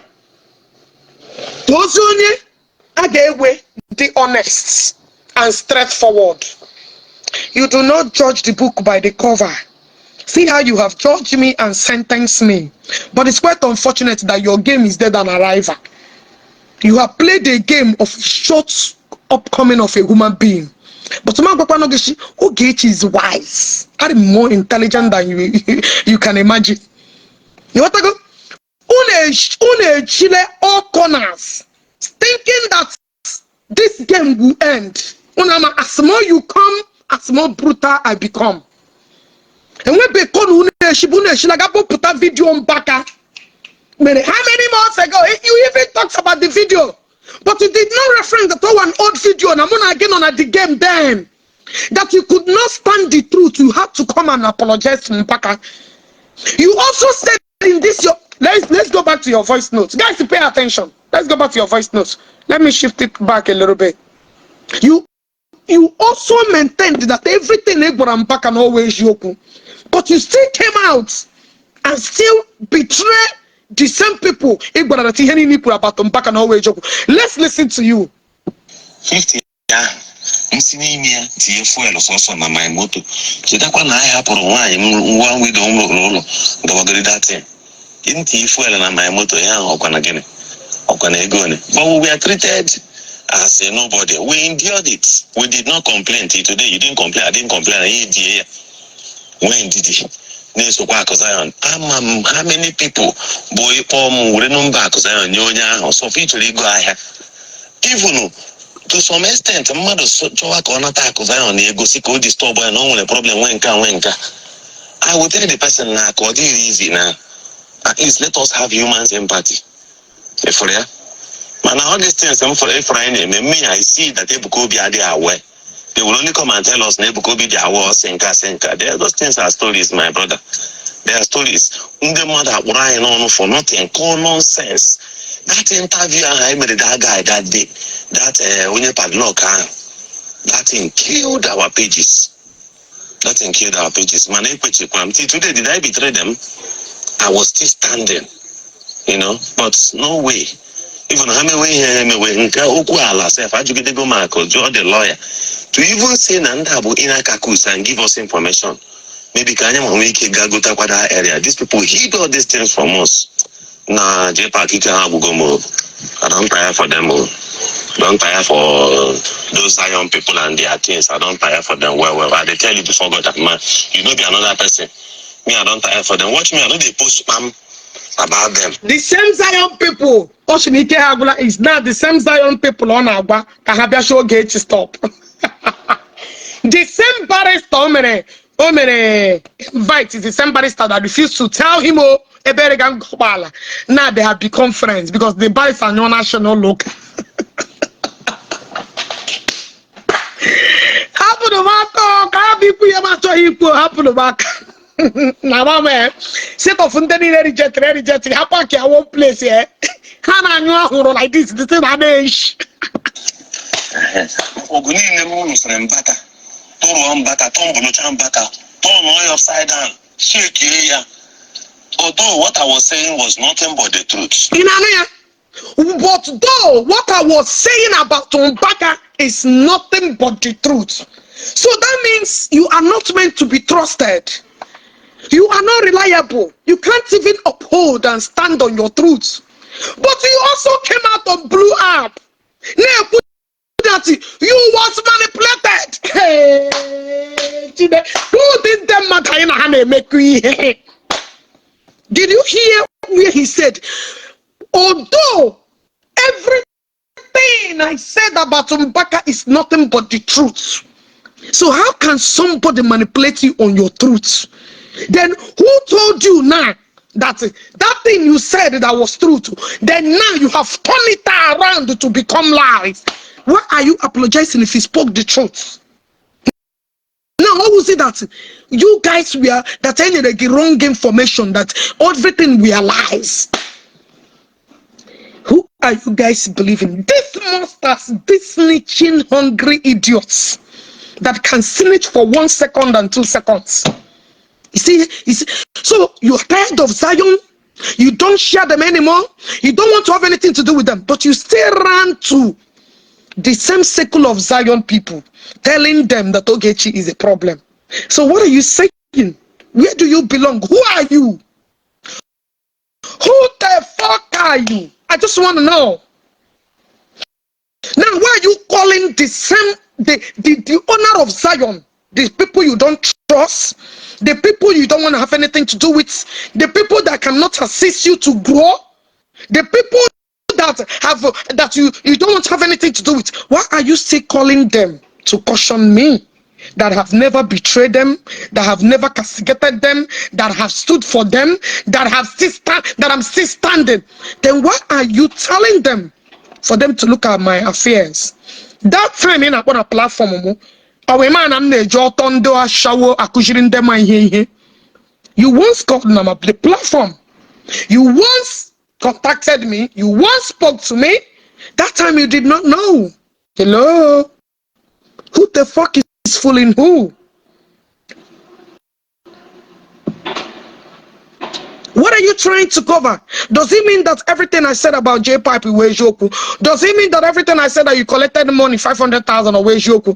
You see, you're not meant to be trusted. You can anybody that trusts you will fool. Criminals, lies. So even as you get protection on. You see, man, if I life for three different, because how you can never see me bent. I am a very realistic, straightforward human being. I cannot snitch because friends don't betray friends outside. You want to go? Friends do not betray friends. They can only what? Correct them inside and tell them, but you guys betrayed Akwa. You guys want to ridicule and destroy his business. But the ambassador of the same bitters. Hello. The same owner. Gang, F-convict, Ebony Lawson, Jpac.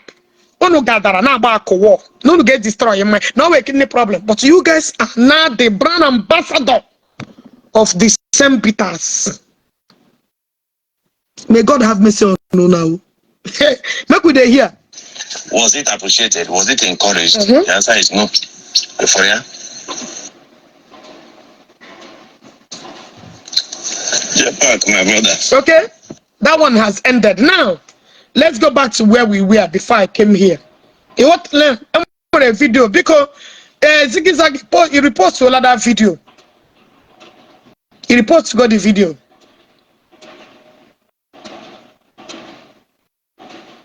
Now, it's just to tell you that anybody that will ever come in this life to trust two of you are endangering their lives. Now, let us go to ex-convict video yesterday where you were calling in the Zion, screaming. That's your way now.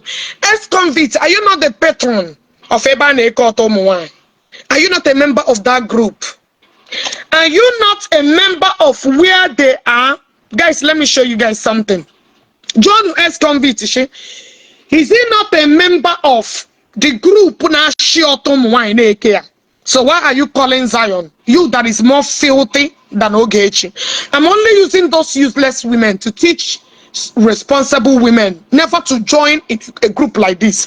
Are you not a member of the place? And Escon, you are their patron. You are part of them. I'm only telling them to be responsible. Are you not the architects?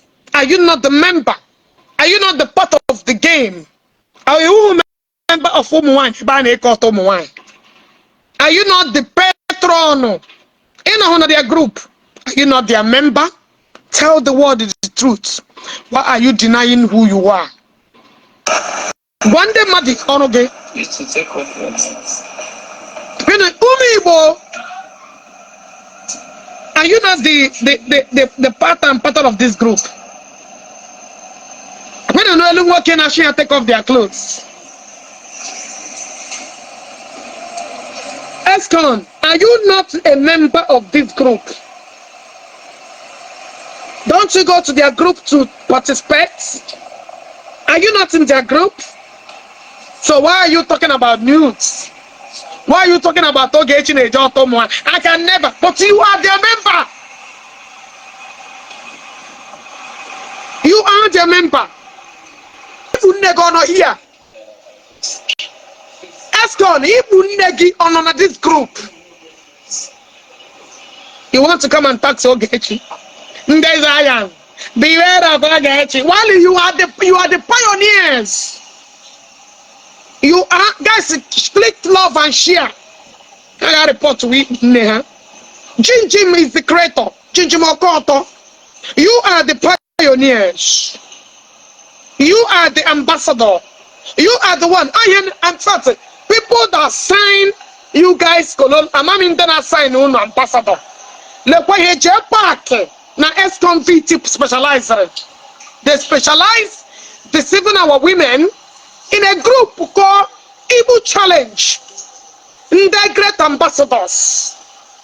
Le quoi ambassador, ambassador, ebe ono shi ke wana to mo wani me expose okay oya haja chumo iya ja chumo na mchi akushi ko to mo wani.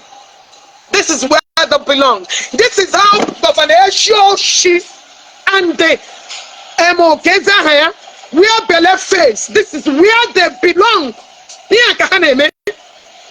I wonder people that sign you guys ambassadorial business. I wonder the ambassador people signing na. So when I come to talk about it, I become the target. I become not getting a carbon one. No, and I'm a care. And I'm a G and I'm a all of you all. None of this kind of group. Get voice notes. Listen to voice notes. How demonic. Is that what ambassador represents? Is that what ambassador represents? The S-Convict is their member. Because eba ko get drive joy on a comment on it so on a participate what their mission this gente all the because uno man denine make ambassador tag them here uno man denine signing Jpac na ex-convict ambassador tag them here. Then I will guys please share them this video. Share him this video. While he's a member, he's the grandmaster, he's the admin. He comments, he follow them. Now he wants to divert it to another way. No. And I want people to beware of these monsters, Jpac and the ex-convicts. Look at what they are doing our women. This is what they are doing to our women.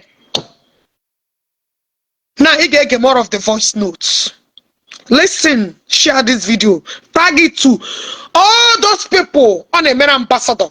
Tag all of them. Unuman denine Jpac in a man ambassador. Unuman denine ex-convict in a man ambassador. Unuman denine a lost son in a man ambassador. This is who they are. They devour our women. They do human trafficking through technology. That is what they are. This is what they do. That is why they said Ogechi. They want me to protect Taro. They want me to protect Aro. They want me to cover Aro. No, I am beginning to up animals in human form. That's who they are. Guys, I'm gonna hand on a group now report to my page. So please now share. Tag all of them ambassador. Tag all of them. Tag their business member. They are demons. They destroy our women. Any go ambassadorship. I'm not sign an ambassador now sponsor this kind of atrocity. I don't know. It's that little anyway. we will continue to open people's eyes. Hey, what I go? Get nothing. You end up better than our. Okay, Mero wine, okay, Mero wine, I'll give my abaro. Get nothing here in December. And one of you, that every one of phone, AGS, anything. Yeah, we are in a room. And on a room, only to the body game, I put your hand on cook. And I'm fair, Yata. One of phone, one of the other video, only 8 years, before now. Because here, I'm going to get you with the Yata. So, Pantambra, the very okay. When I eat Pantambra, a check game with Tikuri a tea of my a bit of the game. For how many minutes? Could all 3 minutes? A tea and area Marco Shadi. I will not survive for 3 minutes a year ago, or the happy. I want not survive the 3 minutes. I really quick go now, Zabadi. You got the way. I'm trying to the apple. But then we eat a man belly, cover face and down. Here I go. Cover that face. Man, auto, you quickly. I got those auto, W cook among those auto, boo. Those auto, boo. Where I make competition. I cover 0 down. Alright? Without that, one competition, how the hand is. Competition, how the hand is. Alright? I'm not going to get in up here. I will have drum. I'm trying to the apple. But then we eat a man belly, cover face and down. Here I go. Cover that face. On auto, you quickly. I got those auto, W cook among those auto, boo. Those auto, boo. Where I make competition. I cover 0 down. Alright? Without that, one competition, how the hand is. Competition, how the hand is. Alright? I'm not going to get in up here. I will have drum.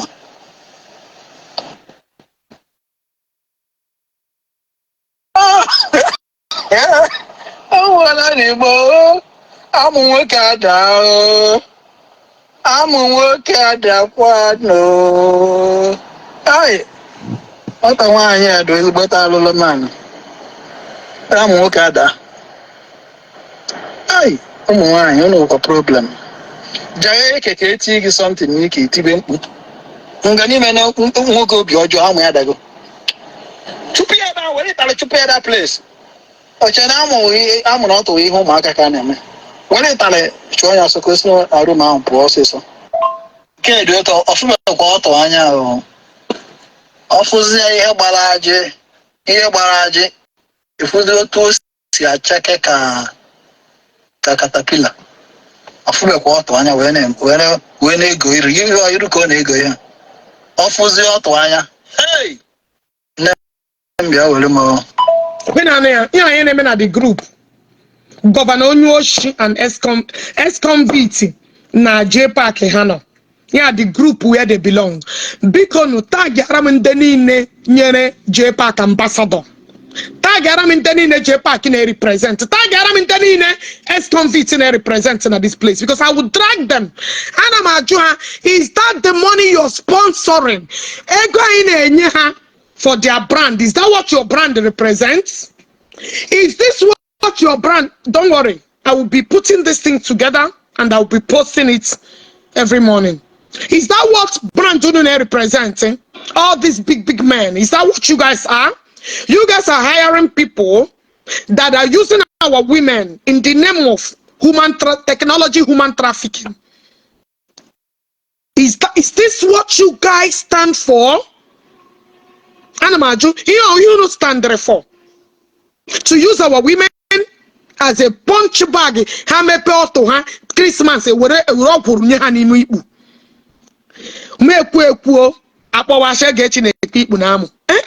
mechon kunubuani. I'm a mechon kunubuani. It's a chanama to go to Fumburanya. Elebi.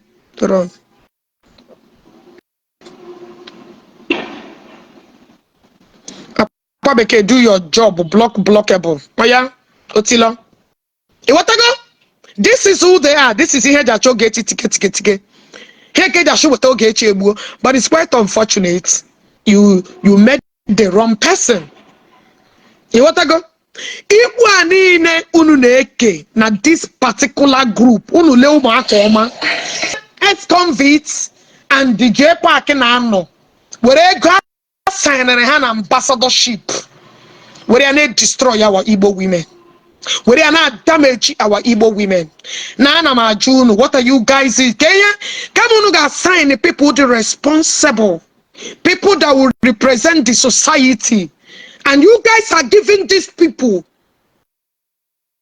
the upliftments to do what, if I may say, to destroy our young girls, to gather in a group and destroy their future in the name of auto competition, in the name of new competition. And I'm at you, is that what we the reason I just sign ambassador? The reason I just sign ambassador, if I might ask. Guys, do me one favor, now share this video. Game me pu wani nanya. Yake wepe Jpac na ex-convict. John ex-convict iho mega na group. John ya iho mega na group of this impunity. Oje shagache. Na ine kato mu. Unu na shiha unu nye ha 30,000. Unu na anabata our women in this place. In a queen basaroto, you must be a useless person to even open mouth. He said, "I'm chat, I'm a honey. Now, you're not chat, I'm honey. Get me arrest. I'm a booze. Arrest all of you for opening such group. I'm a booze. I'm in arrest. Now, let's go to the Bioko information. Guys, share this video. Ngaka gene. Ashi ngani ngukuni ne bara wugene nkwa. Tag ya Baby Oko. If it's possible, you look for Baby Oko wife. When Hana ga watch a man, how wouldn't they watch a man? Tag share it. The hour has come. The hour has come. Baby Oko, this is the person Baby Oko laga share about me, but came to me, Pierre destroy again. You know what? One stage by stage. It's my like one. Yeah, again. Yeah, get to an extent. Share this video. Share the program. Share the program. Because I got my people be unknown in the start it, share it to every WhatsApp, every groups. Baby, I come class. Baby, I come class. Number one, Jpac Waramu. Nina ha chwanyi ni huwanyi because of your wife is highly spiritual. Wanegi the very that's a church banu what I go. Now the only time you Japan when you travel. Now give me travel like this, got to China one and all Omaka me travel, no haga potrage the wine. Yapam he won your wine, you won your wine, but in a hand true be Nina may once in a blue moon. You what I go? ABI poor like he may travel. He give now if himself to understand the need of the phone you can one you can no more now nobody go even know. Now not that Ogeke I'm gonna go there I'm gonna see get a wine make or anything. Now get no way to travel to France, London, all these places and she like a warm. No way bank he gave me like nobody they know. You know why I'm telling and then another one nigga pretend he would reach 10 billion to make sure Gianna people close to you. You will take the money, get Gianna fed to the public, and then they chena okisheme, but people around you. Now the last person now the last thing he gave me people around you are brutal. Nigga used to get the people he get in here, he might 100,000, 200,000. Then we put no one know why, even within your families, people are can all nation mega survival. He started listing names. He started listing names of people gonna hana. Now, all these names I will list. He gets a Jimanama, him neku, and I'm a Toasham and I'm a Quajoku. What I go? Ian neku, when I will start calling names. He gets a man, Madam Ogechi is making stories or I am lying. What I go? Oh, she got a promise, Madelunala. When you put on an error gone, that you start using that person. The one you name Abauru. No one on Facebook who can people man need you, but egogi, you will not use it to help anybody.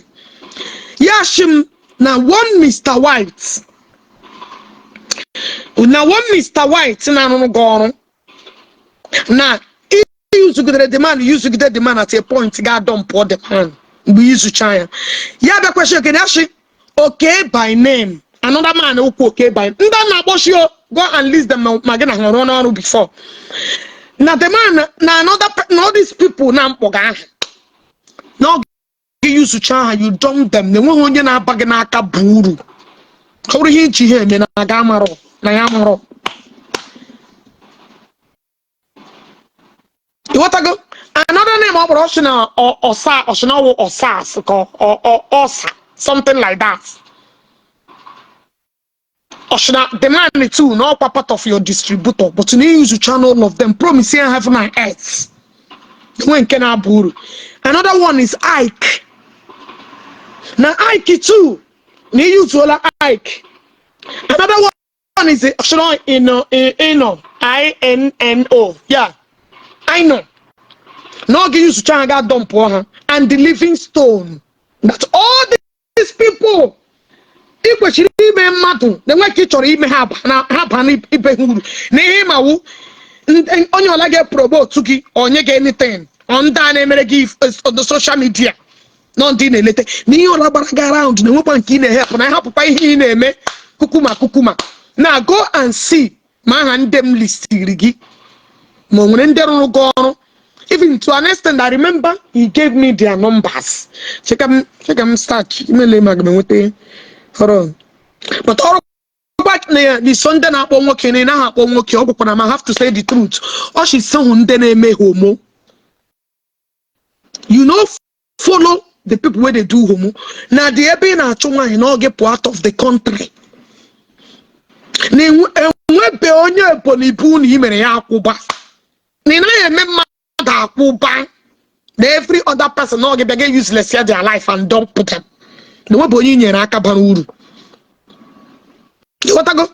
Now when I'm Peter so I don't want to start calling their name because they can okay hanabia. Now guys so what me wake makwanda bugana me ki socialize ya. Hey God. Ni we typical village man the man he begin ak.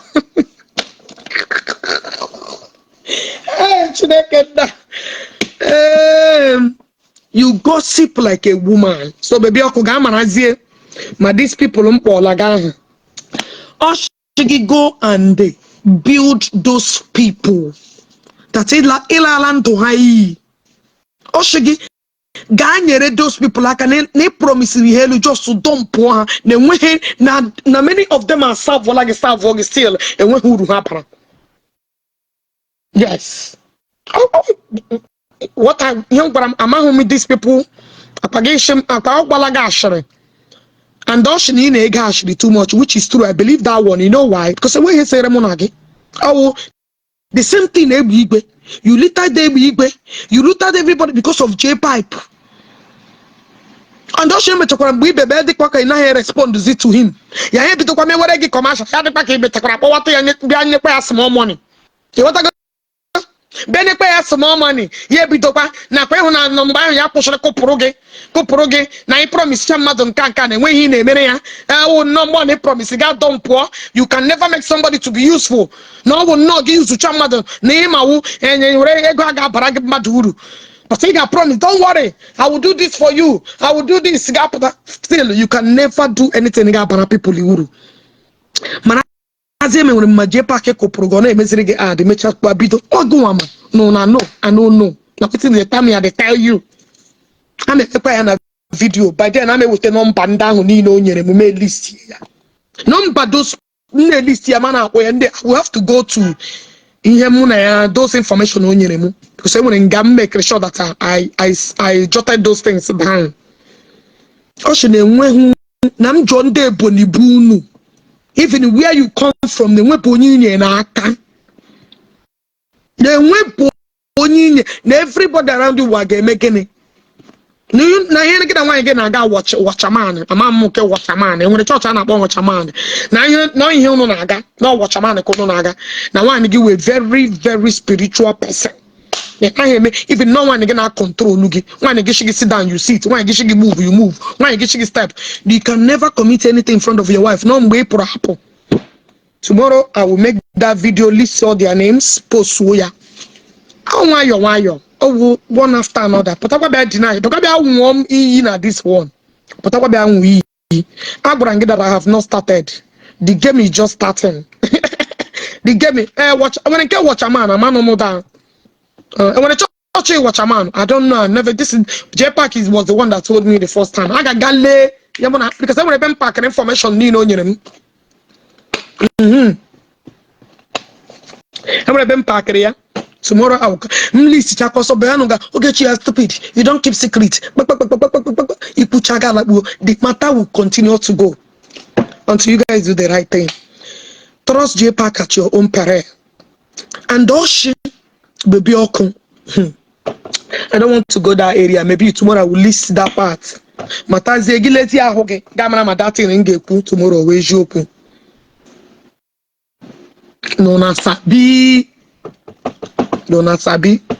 You like choosing. Madam, you also want the highly the highly spiritual. No, no, boniaka. No, Barbara Nama. So good.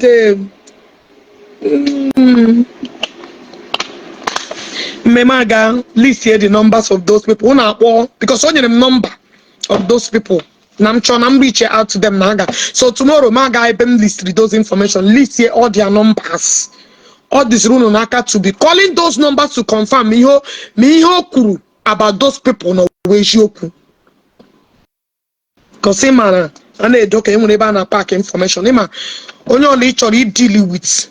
Never you ever deal with anybody's parents. Last thing maybe we put zoom mamado or zoom pamado now na social media. You know who make you came up insist. Kele Jpac kele Chineke na memi to your face to face. So we come work ebola yo wanka. Bangari je buya nom nobi. Bangari je buya nom nobi. But ya kele Chineke na na this thing bidro we did not meet face to face. What I go? You only na-eme mmadụ ejekwala ebe family parents ya no. In the name of Igbo, those who matter, Yama can make you keru humunaka. Yama can make it with anyone when they reach hand. Next time you respect people with their parents. Ashino Okunula na alo ya nama. You cannot ridicule my dad Yamaronyewo.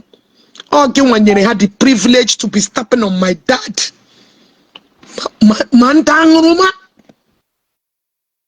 Manding Tahati Una na barida. I promise to give you money for business. Ono gave it over.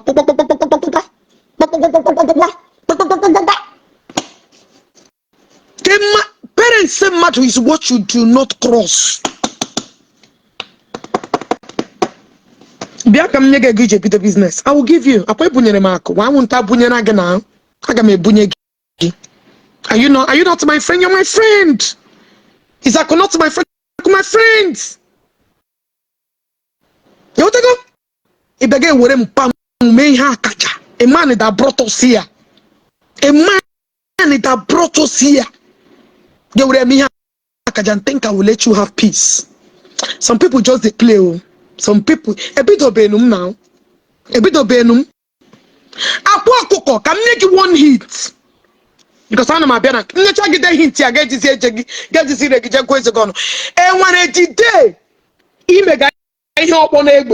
This upon egg, him and your own. Jpac Kibran and Kigi. Ocean apple one big man, a piano and Kigi. Any better. Grab him my own. And when I did that, you make a the thing when I go to figure out Jesus. That's what I got. So you say you call Jesus. And when I Jpac Buddha the 10 of that day. And when repeat, let me repeat it. And when I did that, in a medicine or one tuna, then I'm one yoke. Oh, I just may be there, but come 10 guys on angry. And when I did it, you know, come this in on the make a hand up where I'm a call.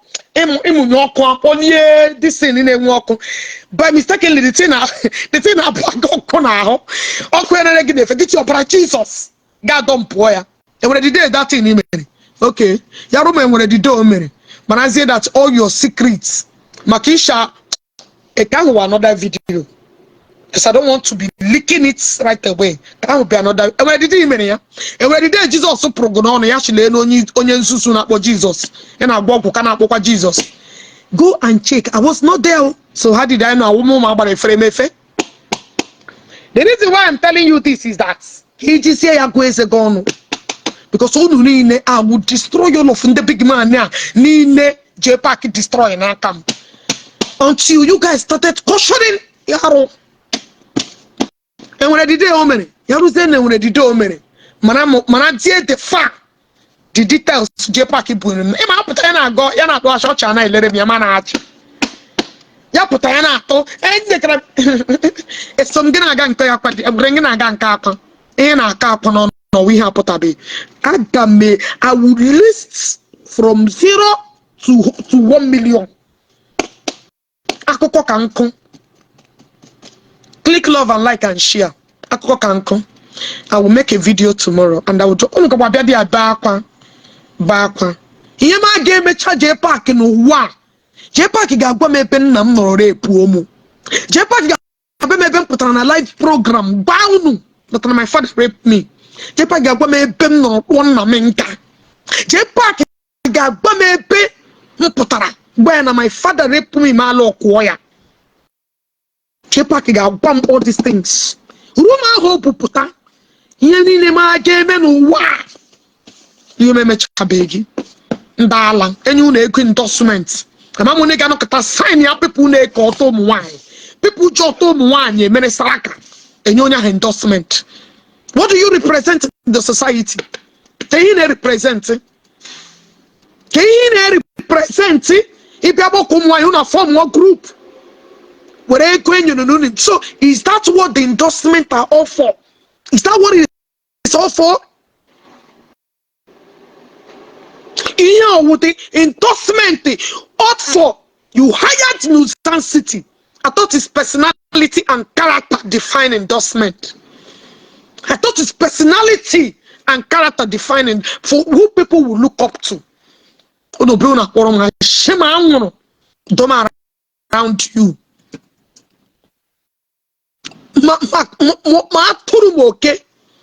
Akwa, your story from Inga Jema London. From Chicago, Jema London. Oba story giti hana long. Mbono gra Dubai, ote bulumi hemre na Dubai. Mwa ote ote bulurumu hemre na anamabia. I am coming. I'm coming. Anamabia. Make una relax. I dey come. Onye bo sort near. Onye bo sort near. I'm not gonna force you to believe the truth. But when I start the dish I'm out, game within you, you will know whether I am telling the truth or not. And when I'm gonna they will get tired. They will get tired to defend you. When then are you seeing me anything distracting me? Nothing on earth will distract Ogechi. And when anything you get distracted, lie or distract. I want to control. I continue the go. Because actually, when you start listening to by corner in your car, you will not reach your destination. I'm not going to make a lot of noise. I don't have time for noise until I'm done. I'm not going to show you. Actually, you want to destroy all. Okay, I get out. Next time, Ijile go stay away from Jpac. It's not something to come close to you. Ijile go. In a many secret, in a many anything to represent your brand. Jpac is a dent. Jpac is a dent. Akwa okuko. I'm just one because I'm coming with 1 billion and 1 million information. And when I did day, and the came na your MC that does poison. And my be akoko. And when I did day in a may here in a banya money on about obey button and 18 yoko game oko baraga mba kopara ale fe gigabaraga tiwe Jesus. Hashani na achwashi lo na-eme dibia na deceive ndị mmadụ na eburu ego na-akpọ Jesus. All of you that want to defend what you know about, I just the pity una. I am coming, make una rest. On that note, I got work to catch up with. I will see you guys later. Remain loved. Always stand on the truth. Don't swear. No, more things are coming. More things are coming. It's just the beginning. I am in that you that on dollar come. On that sign it channel, and then no get everywhere. Man, the content creative be on with them. Now I'm coming. Make una relax. They come. We have united. The Igbo content man elegi. Konde ki lari na kamo. Konde ki destroy. Konde ki bram. Oh God. May God have mercy upon honor. I just they look at they laugh. Many more are coming. On that note, remain loved. Follow this page. Share to your family. Share to your friends. Beware of somebody like Jpac and Jpac around your business and your associates. Idipa empty. Ebaro talking at Jpac hoga koka side of your armor. Him na bagi the truth. Odeba. On that note, see you. Bye for